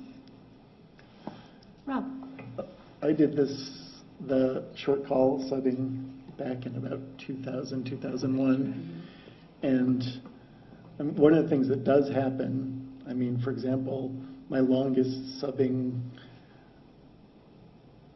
of days in a row was for Tom Groutman when he was a 6th grade teacher. And you kind of do get a fondness for these teachers that you, who call you in regularly, that you develop a relationship with. So I think Noel's point that it does kind of skew your perception of the district a little bit, because you form relationships that are stronger with some people than with other people. So, I mean, it's just something to think about. I don't think that it's an insurmountable thing. You just have to be very aware of the way you're thinking about people, so that you're not saying, I'm going to vote for everything that Tom wants to do because he called me to sub for him all the time or whatever. So, Jeff? For clarification, isn't it really whether or not we accept the state, I mean, we don't have a choice to accept the state law or not. It's a matter of whether we want to do it or not. Yeah, I'm glad you asked for that point of clarification. So the state has said that under those parameters, a school board member is allowed to be an employee of the district. However, it does have to be approved by the board. So they're saying it can be done under these parameters. However, the school board are the ultimate decision makers in terms of whether they would approve a member of their board being an employee of the district. Does that make sense? Mm-hmm. Yeah. So the statute really says you can, but the board decides will you be allowed to. And again, the income gap on it wasn't substantial, and it was pretty much over. I mean, I'm all about, putting food on the table and doing things, and I think that, there's gray areas, there's things you can opt out of. I mean, I'm not against people working part-time if they're on the board for trying to make a living, trying to earn a living. If that's something that somebody did before and that whatever, I mean, we're kind of taking that away. Yes, there's conflicts there, and yes, there's some things to opt out to, but it's not really a substantial employment status. I mean, it's only like it's not a lot of thousands of dollars a year. It's not significant. I mean, it's significant, but it's if people are looking for opportunities for jobs, I think that being a school board member is one thing, and working a little bit part time for the district is is not necessarily a terrible thing. And obviously, you're saying that it's state law whether we can opt in or not. So I mean, I'm actually for people wanting 4 people working. So. Well, and I would just say that I think there are states in the country where it just is, they're just a prohibition. They don't allow it at all. I think Minnesota and a lot of other states where population, especially in certain parts of the state, is not as great, have determined they need to provide some options to let that happen when it needs to happen. And so I think that's what you have, is you have a law that offers an opportunity for that up to $8,000 of earnings by a school board member. But again, that's something that as a board you need to decide how you want to approach that based on Margaret's request. Okay, any other questions or comments? No. This may be a nit, but is the cap based on salary as a board member as well as teaching salary? No, the $8,000 cap is in addition to the board member's stipend. Thank you. Right. Ann? I just have a little bit of a concern for having a board member in the ranks with the teachers in whatever building that one would substitute in, because it's an awkward position to be a school board member and a worker, a sub, or a para. It could be pretty awkward for some of the other employees, the other paras and the other teachers who say, oh, this is a school board member. What does that mean? And I find that a little bit awkward and could be problematic, maybe not, but I have concerns about it. One other comment. I mean, I guess for the individual, and I know we're talking about you, but I mean, the fact of the matter is, I mean, do you really want to look at that? Is it that important to have that part-time job and to be any other? Because yes, there are conflicts like that, and yes, that might make some people uncomfortable. But I guess that it's kind of like, so that's a good point. I just want to clarify too, Jeff, your comment, because you said in this particular instance we are addressing a board member's request to do this, but I think what we are trying to look at is just the concept in general, just the issue in general. So that I would hope, Margaret, that you'd understand this isn't about you personally. Absolutely. And I'm glad to hear your head shaking, because this really is an opportunity, and I'm appreciative of board discussion, because we are discussing this. We've not ever had to address this, but I think what board members are trying to articulate is just the concept of a school board member being an employee of the district. So it's outside of your personal request has precipitated this discussion, but it's certainly not anything about you personally. Right. So, Jeff, continue. No, and I would say, one or the other or both kind of thing, and I maybe want to throw this back at Chris and say, have you run across this in your years and see what, what a good or bad experiences have you seen? Well, I have not seen it with subs. When I was in Nebraska, they actually allowed teachers, full-time contracted folks to be employees. So in other words, I was in a district where the board chair's son, daughter-in-law, and sister all were teachers in the district. And it was problematic. But again, there's a different feel to that. There you've got people that are in full-time jobs as continuing contract employees, and typically again then part of a bargaining unit and so on. And it just made that very difficult. I just have not run into the situation of it being just for subs. So. This is 35 years, it's something new. Ellen? So I had two things. One is when I went to officer training through MSBA, there was a school board member who was a sub, and so I was aware that was a possibility. It was from a smaller district. And it just sounds like from our discussion that I guess I would think that since I would want to honor Noel's request to give it some time, because it seems like this is something new to us, and that giving it some time to consider and think about. And just thinking about that, I mean, you could avoid the whole conflict by just substitute teaching at another district. So, I mean, to me, it almost does seem a little bit cut and dry on, one or the other or both. And, here, maybe it is, maybe it isn't a conflict of interest. Yes, there's conflicts of interest there, but if you really want to substitute teach, I don't think it's too hard to jump in the car and go to another district and be on the Northfield School Board or other school board. Thank you. Other questions or comments? Okay. I think Ellen summarized it well. I think, and I appreciate the good discussion we're having, and I think that at this point we will move it to our next board meeting to take action. And in the meantime, again, I thank board members for thinking about this. And Noel, something else to add? I want to follow up on Ellen's comment, Ann's comment, thank you. I did talk with the individual that I made reference to, and one of the things they said, well, the word was conflict of interest, and I said, tell me more, which is my usual response when people ask me and want my time.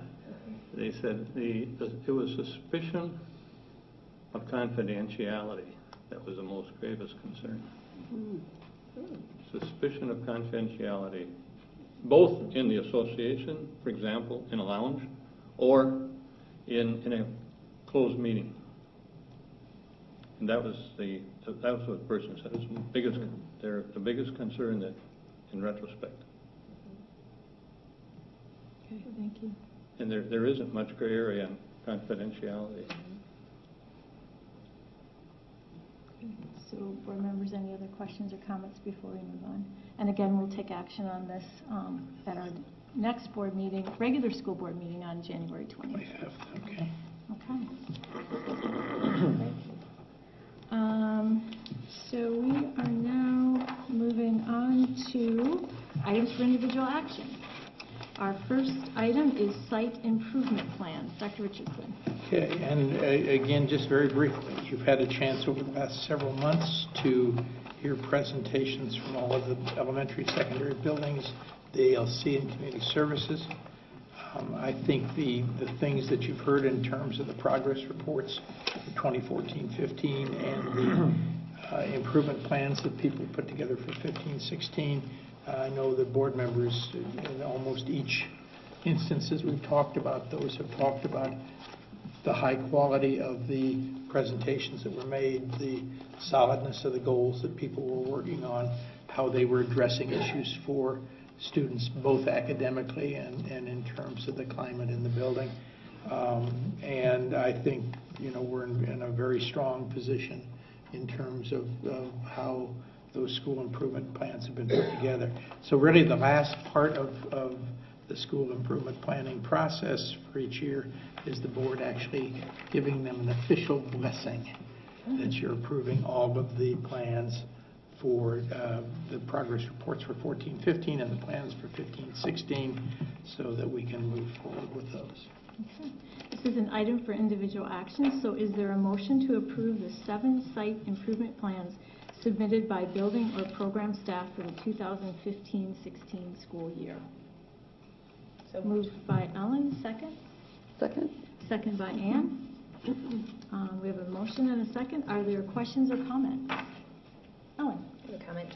This is in the fall is one of my favorite times for being on the board, and so I guess I would just commend all of the sites because I thought the reports gave us a really sense of the context of the site. They have some really aspirational and ambitious things ahead of them, and they have some fantastic strategies. So I guess I just really appreciated the hard work that went into not just the presentations, but the work that's going on at the buildings to put those into place. Any other questions or comments? I would just echo what Ellen said, and I think, you know, we get a chance to see the people who come forward with a plan, but we know that there's the Site Improvement Council and there's a lot of other people, you know, obviously at the building level who have contributed to pulling the site improvement plans together. It's a great deal of work, and it clearly shows their effort and their passion and their commitment to doing everything they can to make, you know, to improve the student performance and to make our school the best they can be. So it is absolutely so appreciated. So, other comments or questions? Okay. So we have a motion and a second. All those in favor of approving the 7 site improvement plans for the 2015-16 school year, say aye. Aye. Opposed? Motion carries. Okay. Next item for individual action is one we're reluctant to discuss, but we need to. We need to take formal action to accept the resignation of board member Ann Maple effective January 12, 2016.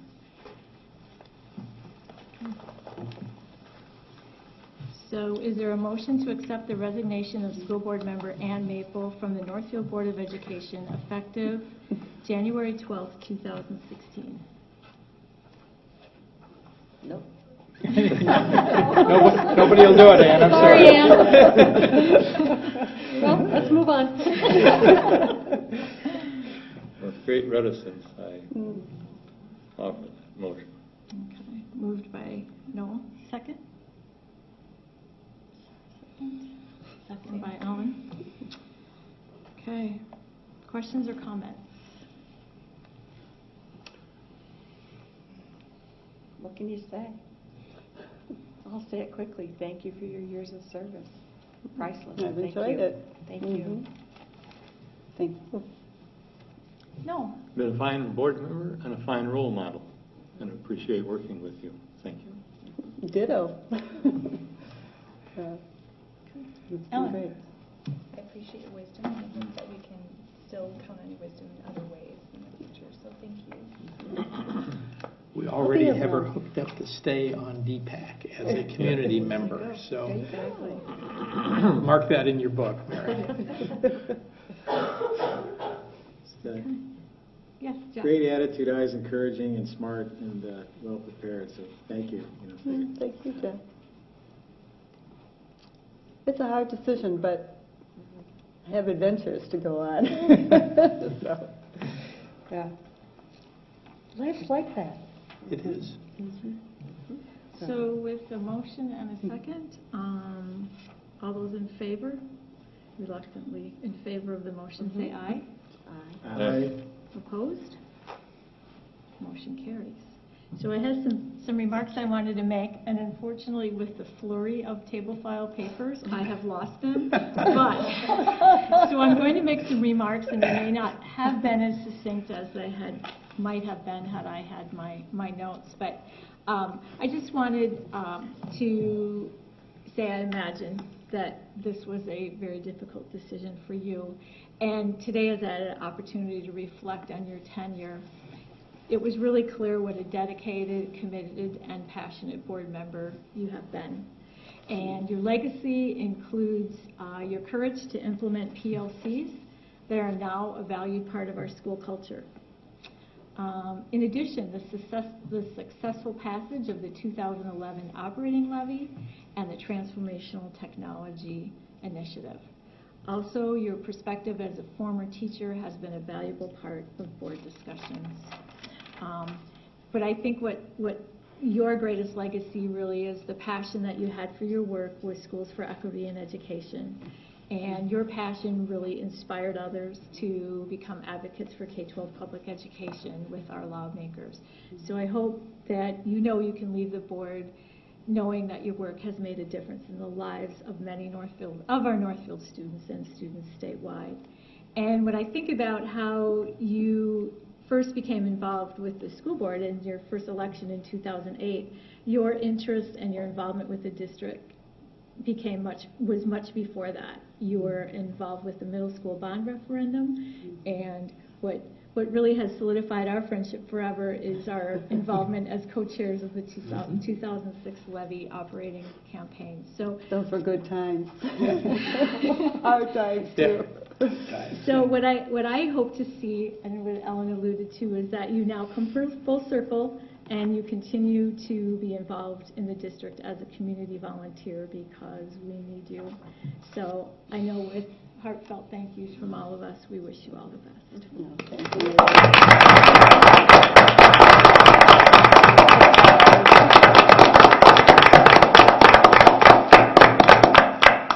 Okay, so now let's move on to the process for filling the vacancy on the school board. Board members, in your packet, there was a timeline, and then I believe there was also some information about, let me look here, some more, the Minnesota statute, Right. which actually significantly changed, was somewhat changed for the starting in 2015. Actually, so that's significantly changed. Yeah, so that statute is there, as well as a timeline for filling the vacancy. Right. So if I can, I'll kind of just give you the 30,000-foot piece on the statute, and then Julie, I think you're prepared to talk specifically about the approach that you would like to recommend to the board for them to do. Basically, again, because this is a vacancy for less than a year, because Ann's term would have been up on the 31st of December, we're able as a board to fill the appointment of the vacancy by the board. The major change that has occurred between the way this was done previously and the way it's done now is the requirement for a much more structured process. So where, if you think about the last time when Diane Serksina resigned in the middle of the term, we were able to basically work through and come up with our own process for how we wanted this to set up that piece, identify a committee of the board to basically review applications and then come forward with a recommendation. Many of those things are still in place. There still is the idea that we need to take applications. It's a much more formalized process of you have to set that up and identify the length of time the application process is going to be open. You need to offer an opportunity for actually a public hearing at the point of time when you're ready to make a selection and fill out an appointment. The public hearing would allow anyone who is an applicant for the open position to be able to share their thoughts, and also people who want to support that applicant for a position on the board in terms of the spot to also be there to get that done. We also are going to have to send out a significant number of sets of information out to every single city and county official throughout all 3 counties, because again, there's a piece to do that. However, this is still a much easier process than if we had been in a situation where we were having to run a special election and going through all that process. So again, appreciate Ann's consideration as she thought about timing and so on of doing this in a way that makes sense. So what I know Julie is prepared to do is to share specifically the structure and the timeline that she'd like to see the board follow in terms of this piece, and get the approval of the board to move forward with that process. Okay, so I'll talk through the process, and it is an item for individual action to approve the process, so we could then take questions and discussion points. So actually, I'm quite familiar with this process because that's how I was appointed to the board in 2009. So I thought it was a great process, and so fortunately, the process that we had in place, we can still use because it reflects the statute. So the specific dates, again, reflect that 28-day window we have to fill the vacancy. So the application that we used in 2009, we will use again, and that's asking interested individuals to complete an application with 3 basic questions. Why do you want to serve on the school board? The applicant's experience relative to the Northfield School District, and applicant's experience working within a group or board-type setting. So now with the formal resignation of Anne, effective tomorrow, we will be able to post on the website the information about the vacancy, the process for filling it, and the application will be posted on the district's website. And the local media will be alerted. It's fortunate that Northfield News is here this evening, so that will be part of the local media information as well. So continuing on with the timeline, February 1st, 2016, we would have all applications due. Between the time of February 2nd and February 8th, a subcommittee of 3 school board members would review the applications and make recommendations to the full board at its February 8th meeting. I would ask for anyone who's interested in serving on that subcommittee to let me know, and we can make the appointments to the subcommittee. So that subcommittee will meet and review the applications, and then as part of the new statute, we do have to have a public hearing, which we will hold on February 8th, just before our regular school board meeting. We will set the exact time of that at our January 25th meeting, when we know how many applicants we have and how much time we feel like we need to secure for a public hearing. And that is really the opportunity for public testimony from persons residing in the Northfield School District to talk about prospective appointees and be able to advocate on their behalf. So at the February 8th, 2016 meeting, we will take formal action. We will need to take formal action based on the 28-day timeline to fill the vacancy.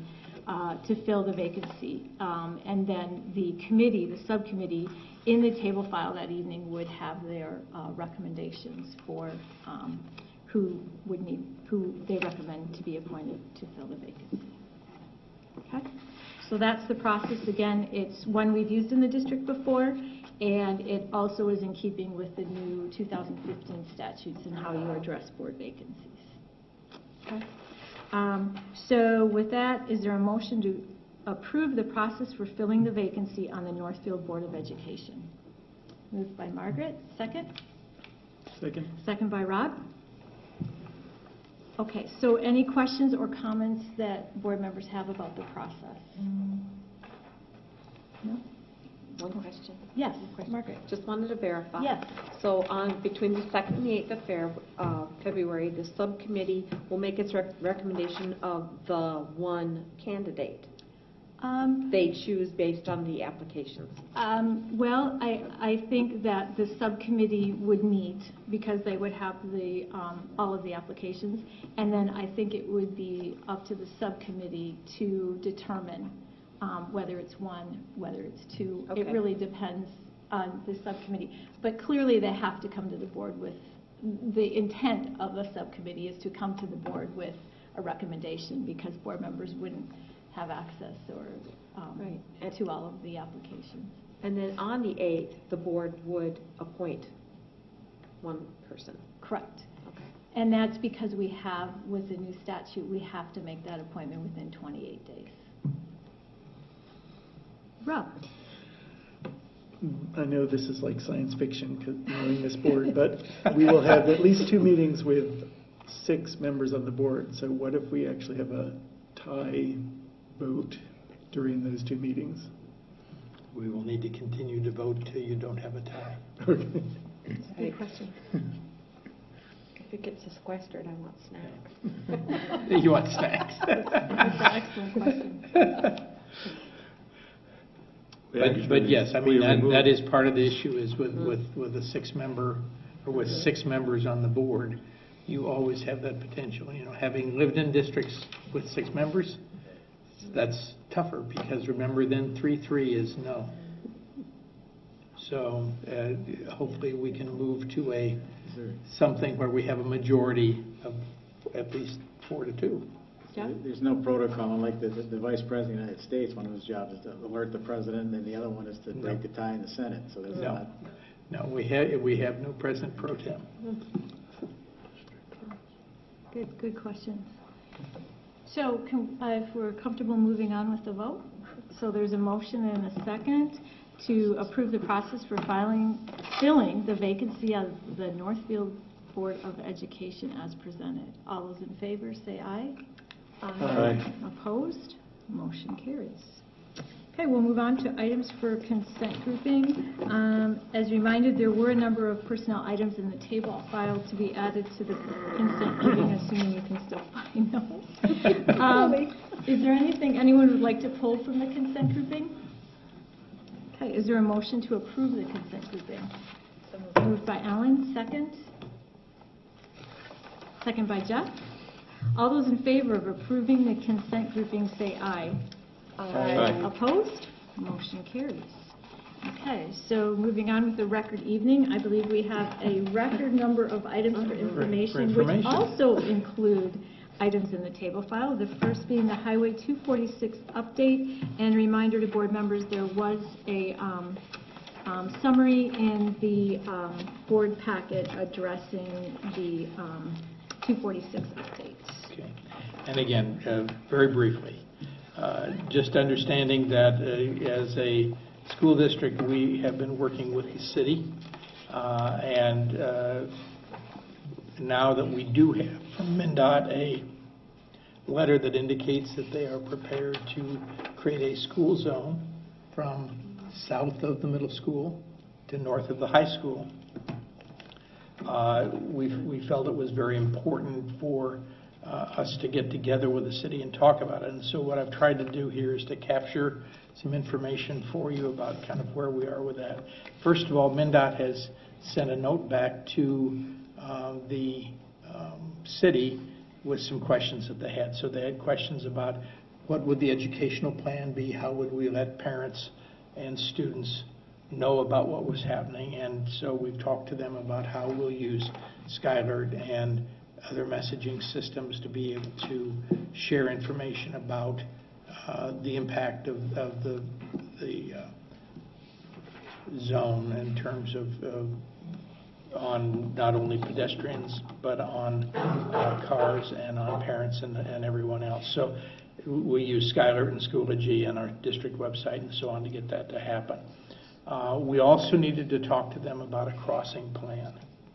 And so we did discuss that with the city. Obviously, I think the initial piece was to try to start with the one place that's along that road that actually has a controlled operation, which would be Jefferson Parkway and Division. But the thing is, we also know very clearly that kids who can see the middle school from my house are not going to go back down to Jefferson Parkway in order to walk back up to the middle school.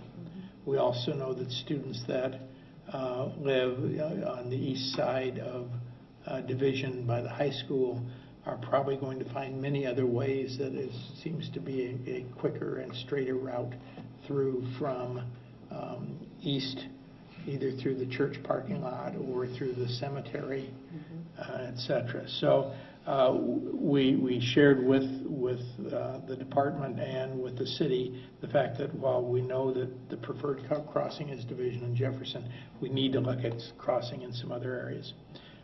We also looked at the concept of what are we going to do with busing, because they wanted to have some idea of what might happen to the busing system once we have a crossing that would take students across, especially for the middle school and high school. And so we had some discussions about that in terms of probably the least expensive piece versus what I think probably people are more interested in, which is probably an underpass, especially for the area down by the middle school. And then finally they wanted us to give them a number of students. So we need to be able to share with them how many middle school students are going to be coming across, how many high school students who are located east of Division, but live within what would be a walking boundary if we eliminated busing on that side. Then we spent some time really just kind of brainstorming with the city, and we just wanted to share some things with you about what's there. What we understand at this point is the proposed speed limit for the zone would be 30 miles an hour. That would require a section of the road that currently is 35, that odd little section between the Jefferson Parkway and the other side of the high school has to be, we really believe, has to come down to the same speed limit. But we also know that's problematic for MnDOT because they don't normally adjust speed limits when there's less than a 10 mile an hour difference from the current one. We know that has to be addressed. We also talked to the city about what kinds of signage might come up, because initially what the state will put in is just a speed limit sign and school zone sign. The city, I think, is very seriously considering looking at some kind of lighted school zone pieces similar to what we have on Maple by Sibley. We know the cost of those signs is about $15,000 to $17,000 just for two signs, one at the north end and one at the south end. We looked at really where it makes sense to try to cross for the middle school. And although there might be some people that would say, well, why don't you cross right where the driveway is in the middle school? Everything we heard from the police chief, and I think it made some really good points, he said that when people are in the middle of either stopping at an intersection or turning in on a turn lane, they're not thinking about looking for pedestrians. So we really looked at the concept that the crossing, if we're going to put an above ground crossing or on the street crossing, needs to probably be at Anderson Drive.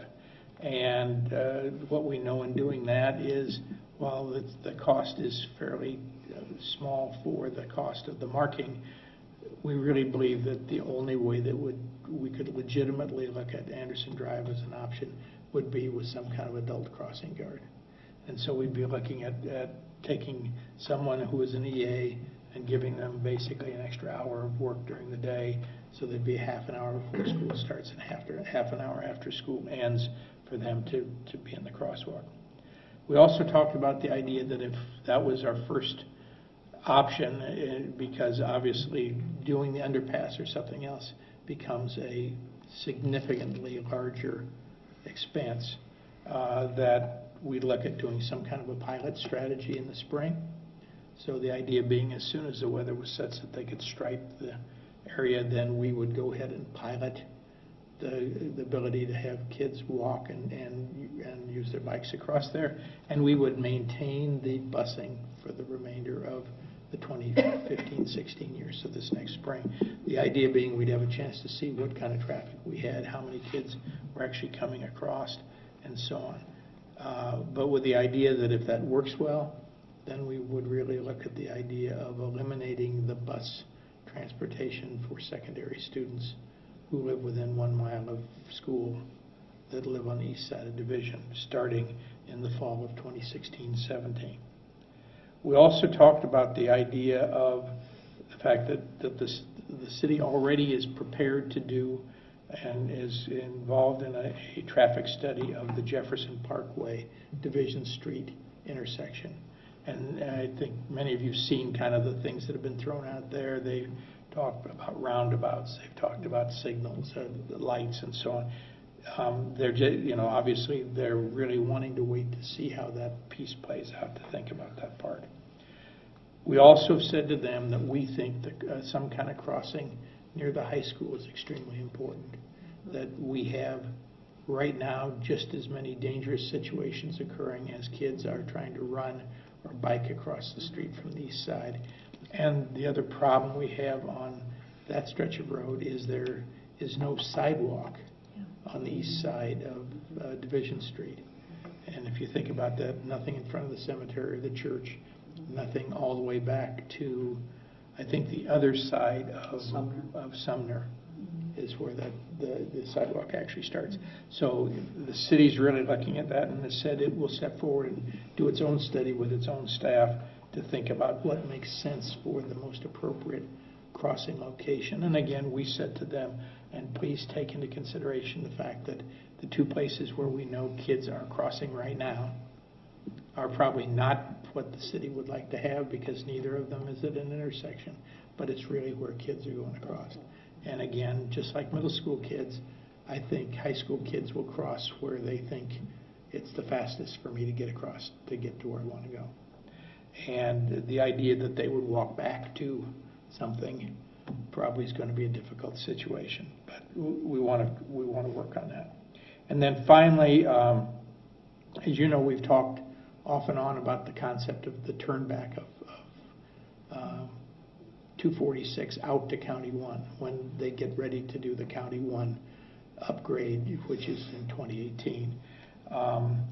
At this point, you know, I think the city's saying we really want to get a better handle on how that might go before we decide if we're interested. Because obviously there's some initial money that I think the city's entitled to as they would implement that, but at some point then that road becomes theirs totally.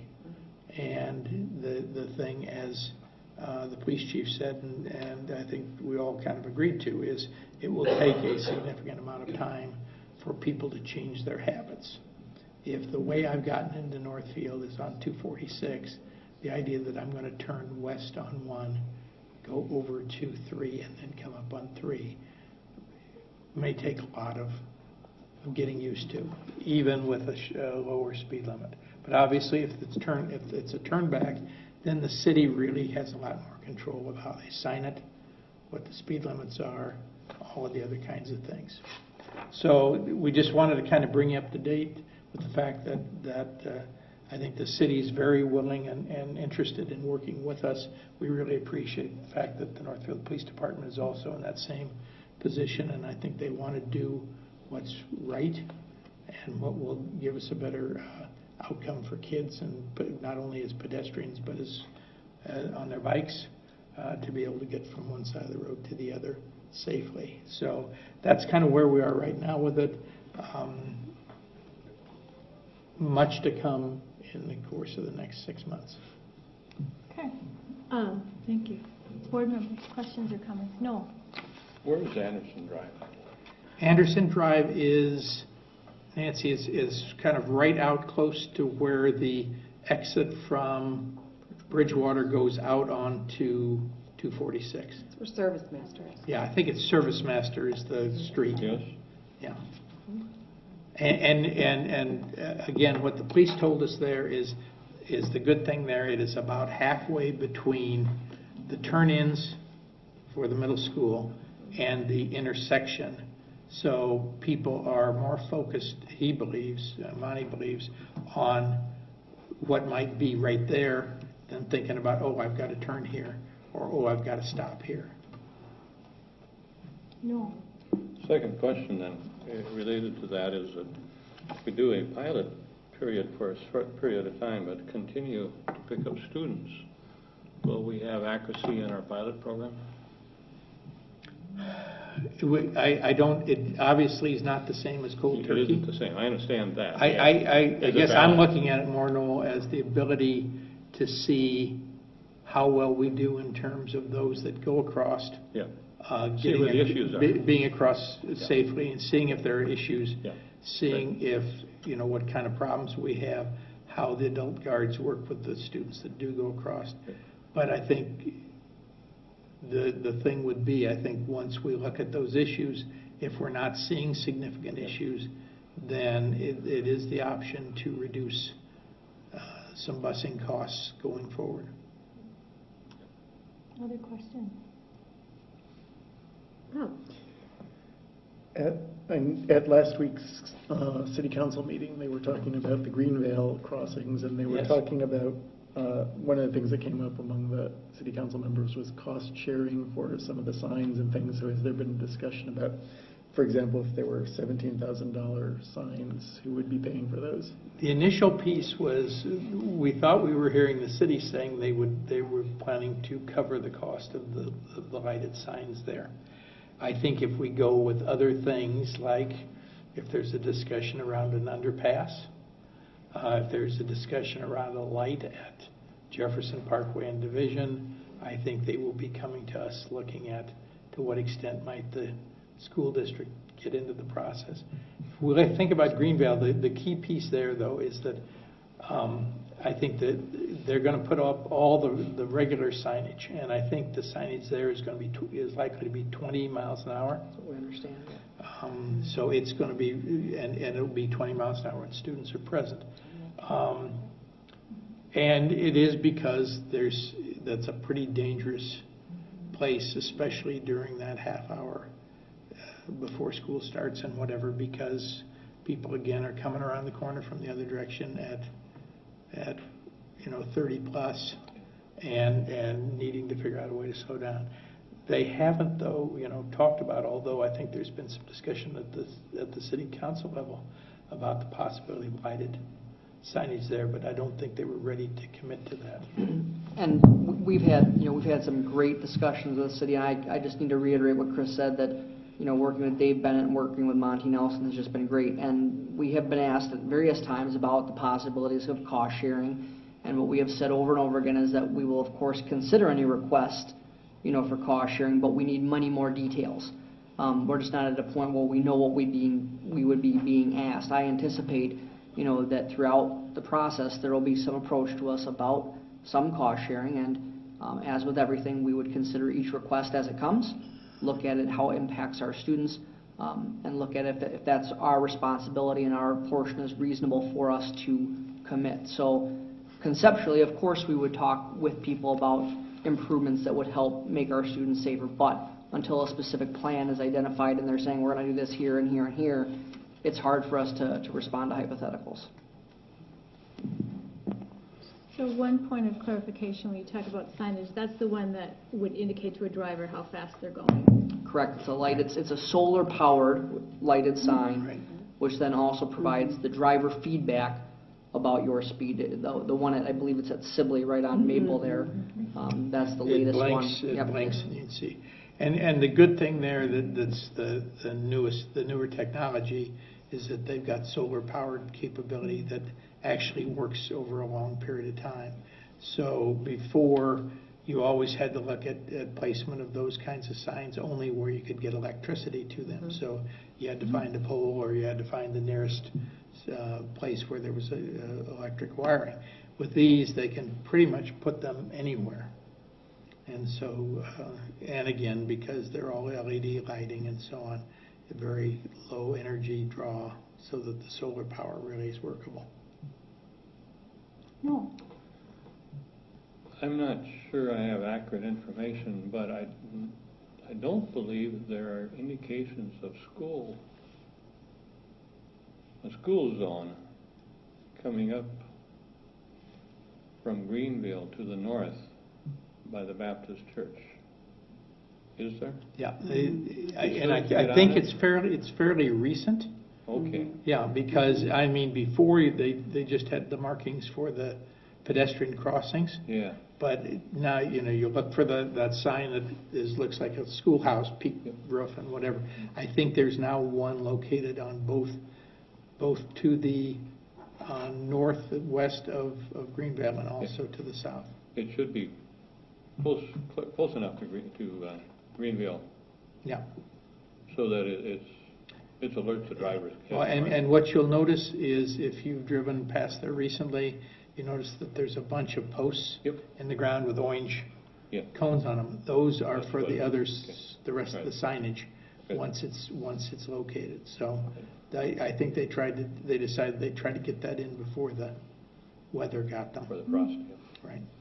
Jeff. So is there a range per state law on what the speed limit can be in a school zone, or is that set just at 25 or 20, or what is it? I'm not an expert on it quite yet, but from what we understand from Dave, is that give him a day or two. It'll be okay. It is I believe that it's an individual determination based upon local conditions. So a lot of it depends on what kind of neighborhood it's in. There's other mitigating factors, and that's why there's a process with MnDOT. Let's just put it that way, as we all know. And so I think those pieces, from everything I understand, are indicated on a case-by-case basis. I had one point of clarification. So when you're talking about having to create these new school zones, that's or these new crossings, that is a requirement of us in establishing the school zone. Is it incumbent upon us to have to establish this Anderson Avenue? As we understand it, part of what MnDOT will use in the final determination, and we're being told everything's is go. but they're basically saying they want a crossing plan, because I think it's more the idea that once you have a school zone established, then you have the capability of setting up crossings. So I don't think it's an absolute necessity, but I think they also might be reason for MnDOT to step back on it if there was no follow-up with saying, we're really looking for the reason that we're wanting to slow this traffic down is actually being able to get students and safely across, either on foot or on bike. Margaret? I'm wondering, since we're setting up a new facility in Northfield at some point with the SEVSEC, when you build a new school or rebuild out a new school, I would think this would be part of the school plan, is that you would have to have the traffic and crossings and so on predetermined when you put a school on a spot. So is this going to be something that is going to come up with us with this SEVSEC build out, is, oh my goodness, look at the traffic problems I can assure you at this point with SEVSEC there will not be any traffic. Buses, There will predominantly be no, buses. Yeah, it'll all be busing, and there Right. would be no traffic issues. Right. Just because of the, I'm not trying to be coy, but the reason that we're waiting till the 19th to make the final announcement on this is that the building that we're going to use, there are individuals that they want to make sure information is shared with before we publicly share where that building will be. But when we built the middle school, it wasn't part of that plan that if you're putting a school here, you have to have all these other moving parts ready. I'm shocked, frankly.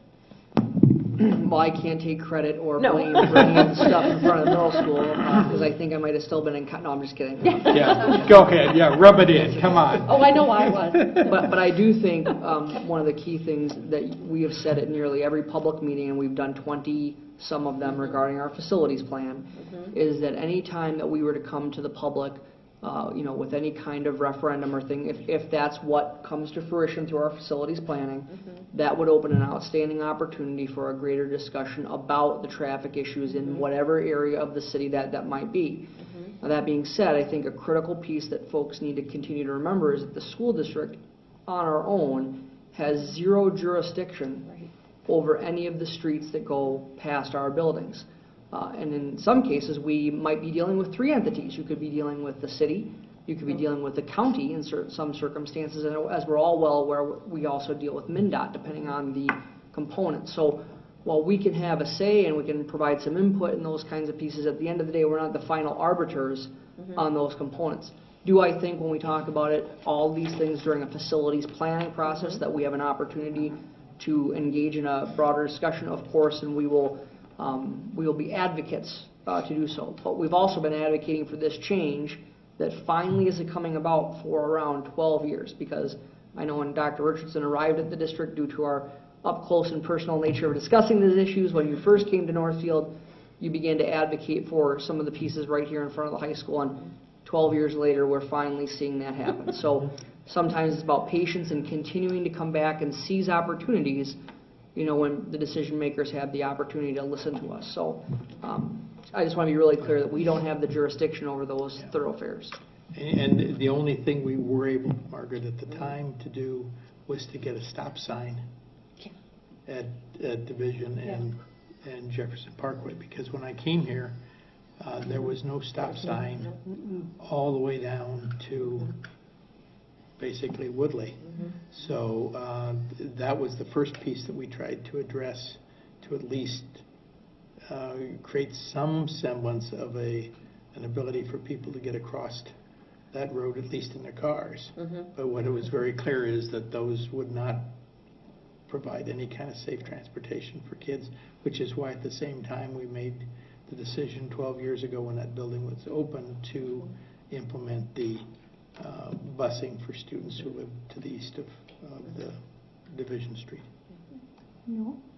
The history lesson for tonight, board, is that Yes. when Greenvale was built, it was served by a gravel road for 4 years. Dust and all. Yeah, Jeff knows, he was there. Started Still out got there. allergy Yes, problems. I started out there in fourth grade, the best 3 years of my life. Good. Very good. All right, well, on that, thank you for all this. It's really interesting how something as what you seem to feel like, okay, that's kind of easy to implement, like a school zone, kicks in all of these other Yeah, things. it's not easy. So thank you for your work on that, and it sounds like the city's been great partners with us, so we appreciate that as well. Okay, so we will move on. Next item for information is the enrollment report, which is included in your packet, and you will note Dr. Richardson had his brief moment in the sun because we have now slipped below enrollment of 4,000. Yes, we are now down under 4,000, but as you know, and as we always know, we hover within 15 or 20 in any one year. We never get a whole lot of differential between those. So while numbers are down a little bit in terms of our overall enrollment at 3989, that could just as easily go up in the next couple of months or it could go down a little bit. But again, nothing really new to report there. Okay. Any questions or comments? Okay. We'll move on to item 3, which is the closed negotiation strategy session to follow January 25th board meeting. Dr. Richardson? Okay, so what we'll be looking at there is it's coming around to that time when we need to negotiate with all of the other either negotiating units or meet and confer units, everyone except the teachers. And so what we'd like to do is have an opportunity to sit down with the board at a closed negotiation strategy session, talk about what we're thinking about as we move forward with those particular groups in terms of not only salary and benefits, but also other issues that might be there. With the idea that we would likely have some units being prepared before the end of this school year to negotiate or complete the negotiation of their particular agreements, since we have 15 units that we need to do this year. Any questions, board members, or comments? Thank you. So our, let's see where we're at. Our 4th item for information is the Educational Assistant Recognition Week, which is actually this week, January 11th through the 15th, 2016. Dr. Richardson? Okay, and again, we have, the week has been designated Educational Assistant Recognition Week. Obviously, they do great work for us in each of our buildings. They support instruction, they support individual students, student activities, and so on. And again, this is just an opportunity for us to thank them for the great work that they do every year. So, and you notice it actually started today. So, in that setting, we're already up and running with the week's activities. Board members, questions or comments? No, I agree that the work they do is really vital to our students. So it's great that they're being recognized, and I imagine there's some little recognition type things happening at the Typically, individual building board. by building, they Board make level. determinations Building as to the appropriate celebrations. Okay. All right, we move on to item number 5, which is a special school board meeting to take place Thursday, January 14th at 7 p.m. in the High School Media Center. Okay. Dr. Richardson? All right, and again, what I'd like to share tonight is actually a piece I had just written Brad an email, and I just haven't got it sent back to him, so I will send it when I get done with this meeting. But my computer died somewhere around 6:30, so I didn't get it done.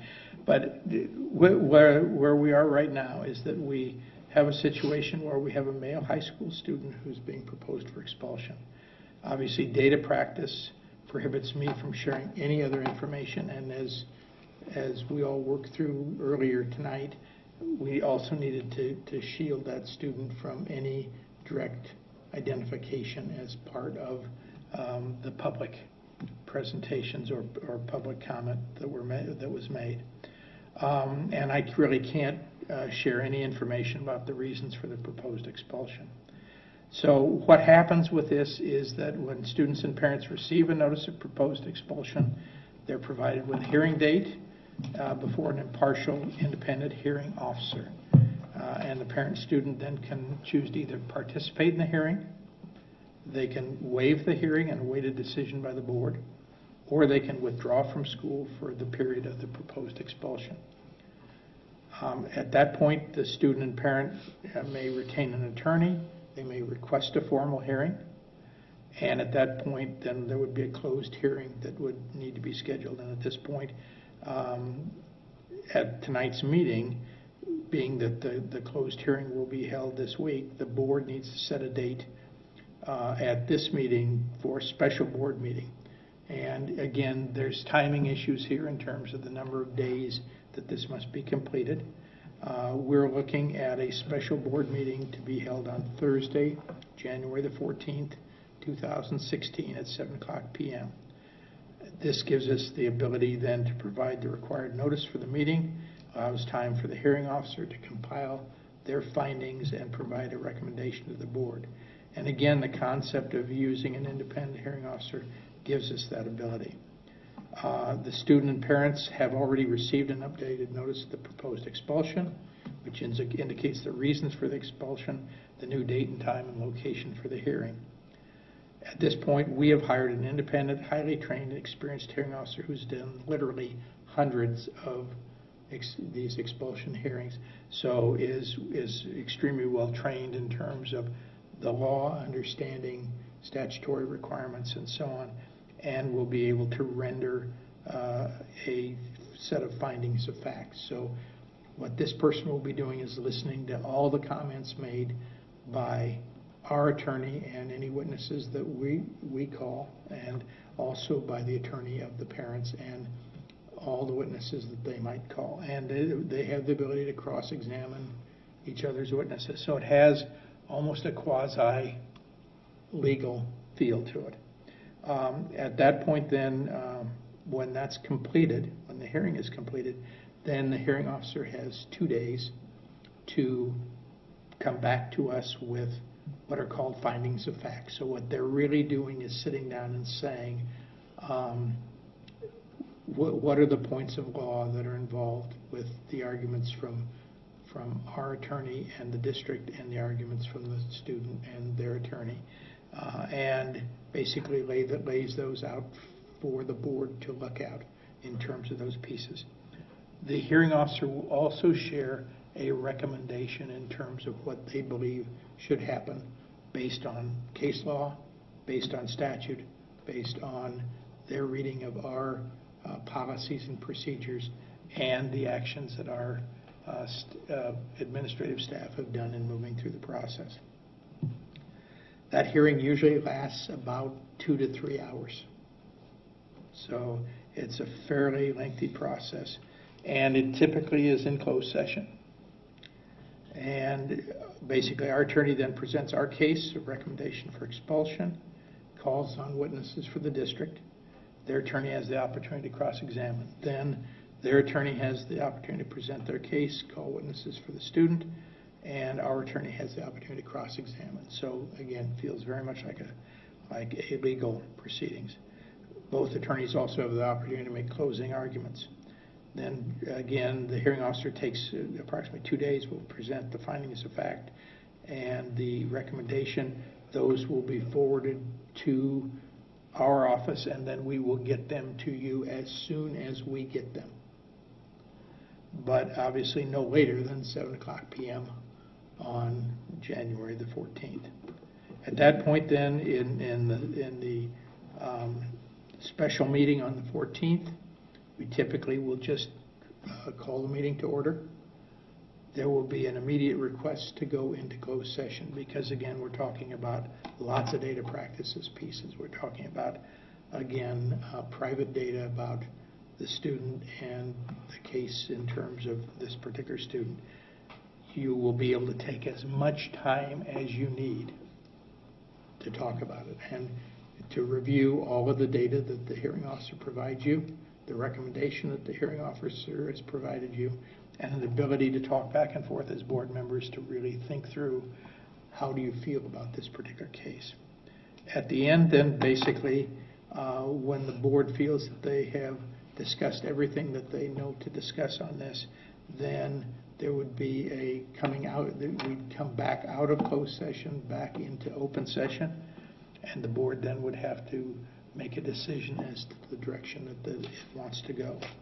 And obviously, the decision there could be to uphold the expulsion recommendation and the hearing officer's recommendations. It could be to modify those recommendations. It could be to not accept them. So the board has a lot of flexibility in terms of this. But again, remembering and understanding that you need to take a look at what our policies are. You need to take a look at what statutes say, what the law says about various pieces of this. So that's what I'm going to send to Brad within the next 10 or 15 minutes. But I know he really wanted to have a sense of kind of what's going on there. So that's how the process goes.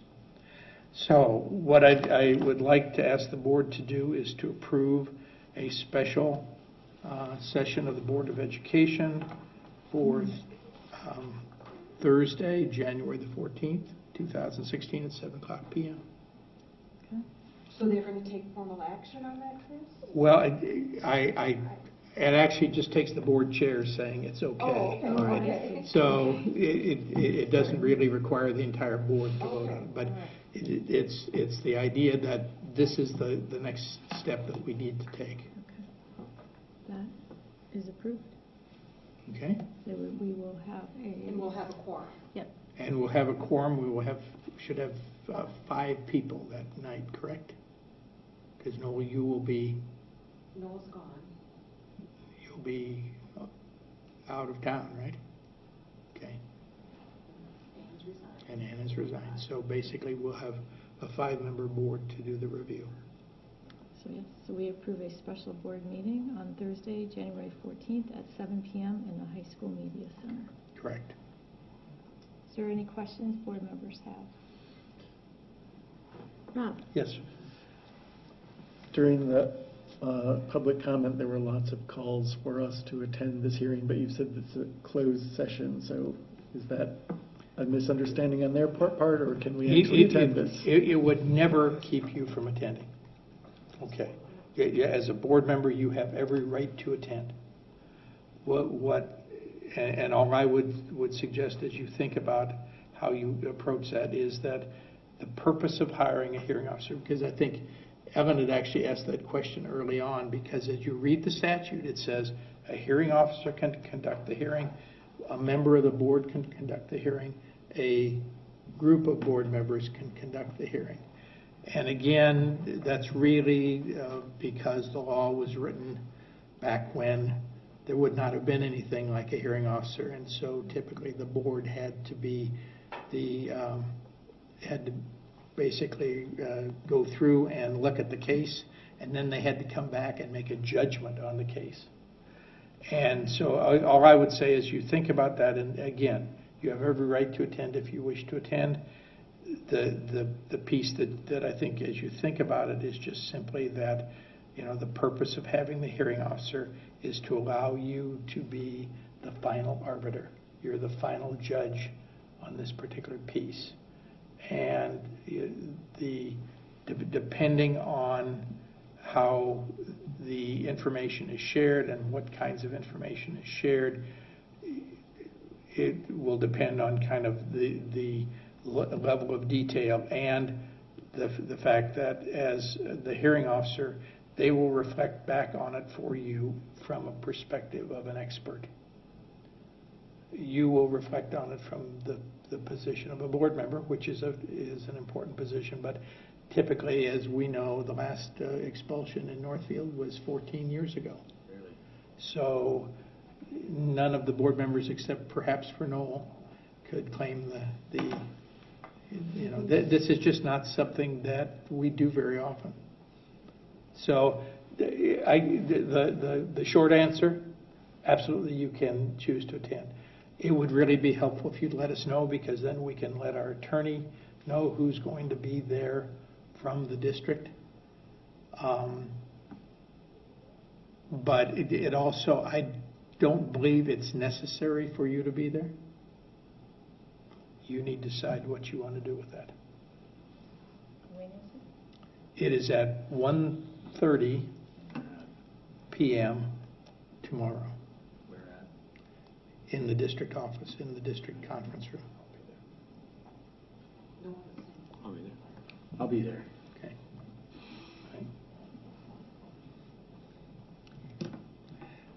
And again, I would just say to you, perfectly appropriate to do so.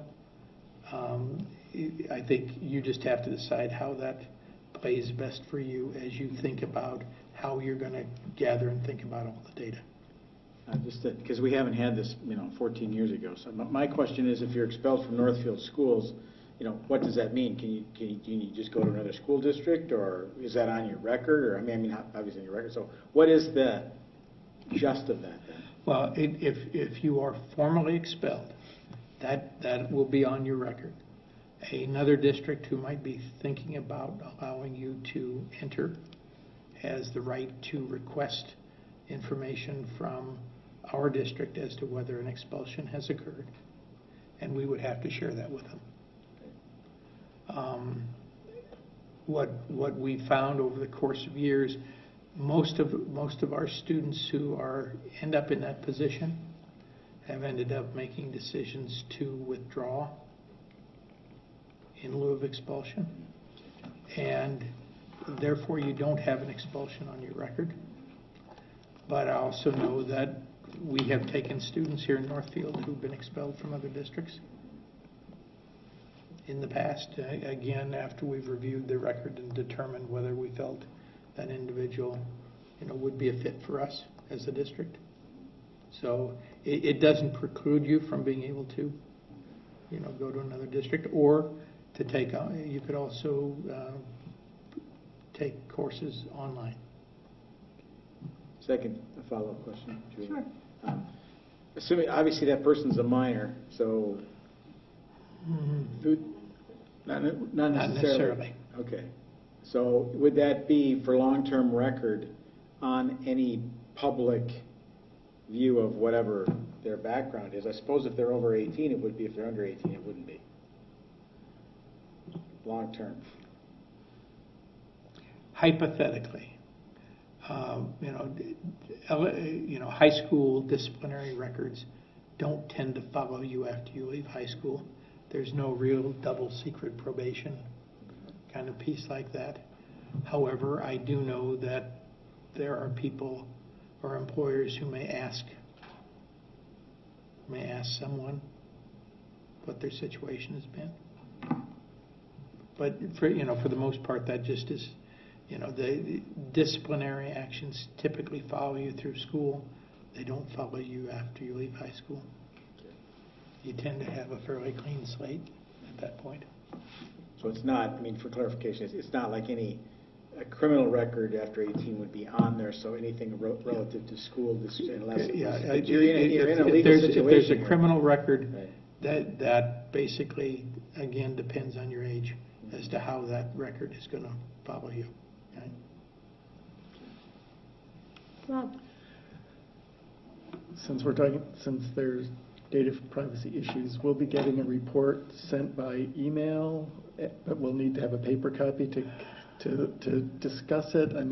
Will there be shredding of documents afterwards? I'm just wondering. Yeah, I was going to say, when we're done with all this, obviously the high school will keep a record of what's there for the process, but no, everything else will get destroyed. We haven't decided yet. If we can get copies together, we may just run them out to you as soon as we get them. If we can't, we'll spend whatever extra time it takes on Thursday for you to read the results of the report carefully before you go forward with your discussion. This is a serious situation, and I think you're going to have to take a real hard look at the evidence that is presented. You're going to need to take a look at the policies and procedures. You're You're going to need to take a look at what kind of various types of evidence are in place, and you're going to have to make a decision based on that. And it's tough. It's one of the toughest things that boards ever have to do. And as you know, this is not something that Northfield has been used to. Unfortunately, when I was in Osseo, we did typically about 3 of these a month for the entire time I was there. But, you know, we had 3 high schools, and we had 23,000 kids. So students with issues, there were more of them. Okay. Other questions? Oh, Ellen. I have 2 questions. Sure. So the set of findings, does the other party receive them at the same time? I don't know how that plays. I'm guessing they would. I'm guessing that it would be shared out on both sides. We really haven't asked Mick that question, our attorney.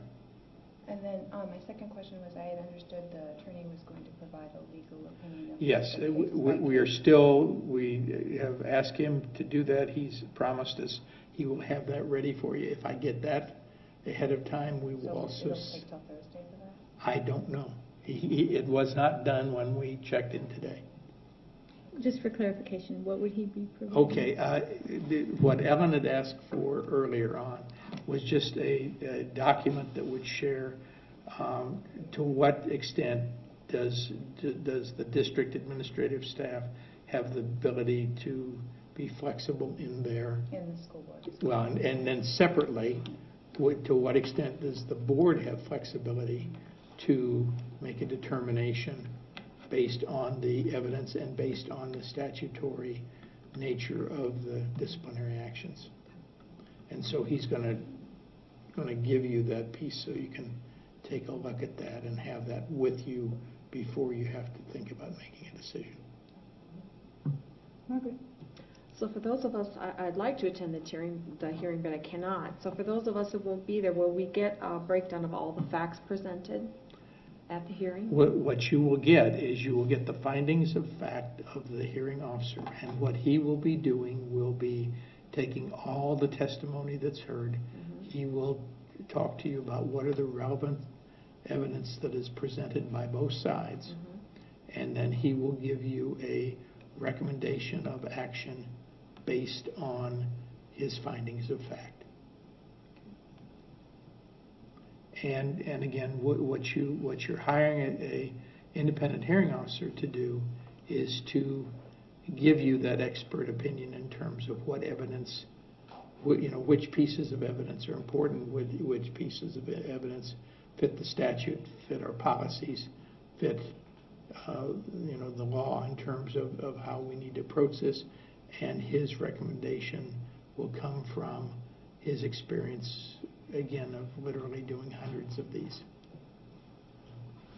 Other questions?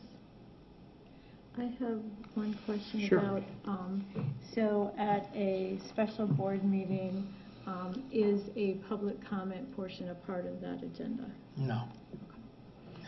And please remember, public comment is something that we have instituted. There is never in a board meeting a requirement for a public comment. In this situation, I think, the purpose here is to get you guys into closed session so you can review all the materials and have as much time to talk about that before you prepare to come out of closed session to make a decision. So this really isn't, and again, just like tonight, they're really, the comments that can be made can't reflect on the individual involved. And so, as you saw from the number of people that were here tonight, there were a lot of people that I think might have said something if they thought it was fine to talk about the individual. But, that just is not appropriate ever. Okay, any other questions? Okay, so just a reminder then, special board meeting Thursday, January 14th at 7 p.m. in the high school media center. And Brittany, the key piece for you, if you're coming, is, well, no, we'll probably move into one of the computer labs, but basically, you may be doing a lot of sitting before we get to the time when, we get ready to come out of closed session, back into open session. So don't feel we're trying to ignore you or whatever, but we just can't talk about this in open session. Okay. Future meetings then, regular school board meetings, Monday, January 25th at 7 p.m. and Monday, February 8th at 7 p.m. in the high school media center. So with that, I ask for a motion that we adjourn. Moved by Jeff, seconded. Seconded by Ann. Okay. All Final act. Yep. Yeah. All those in favor say aye. Aye. Opposed? We are adjourned.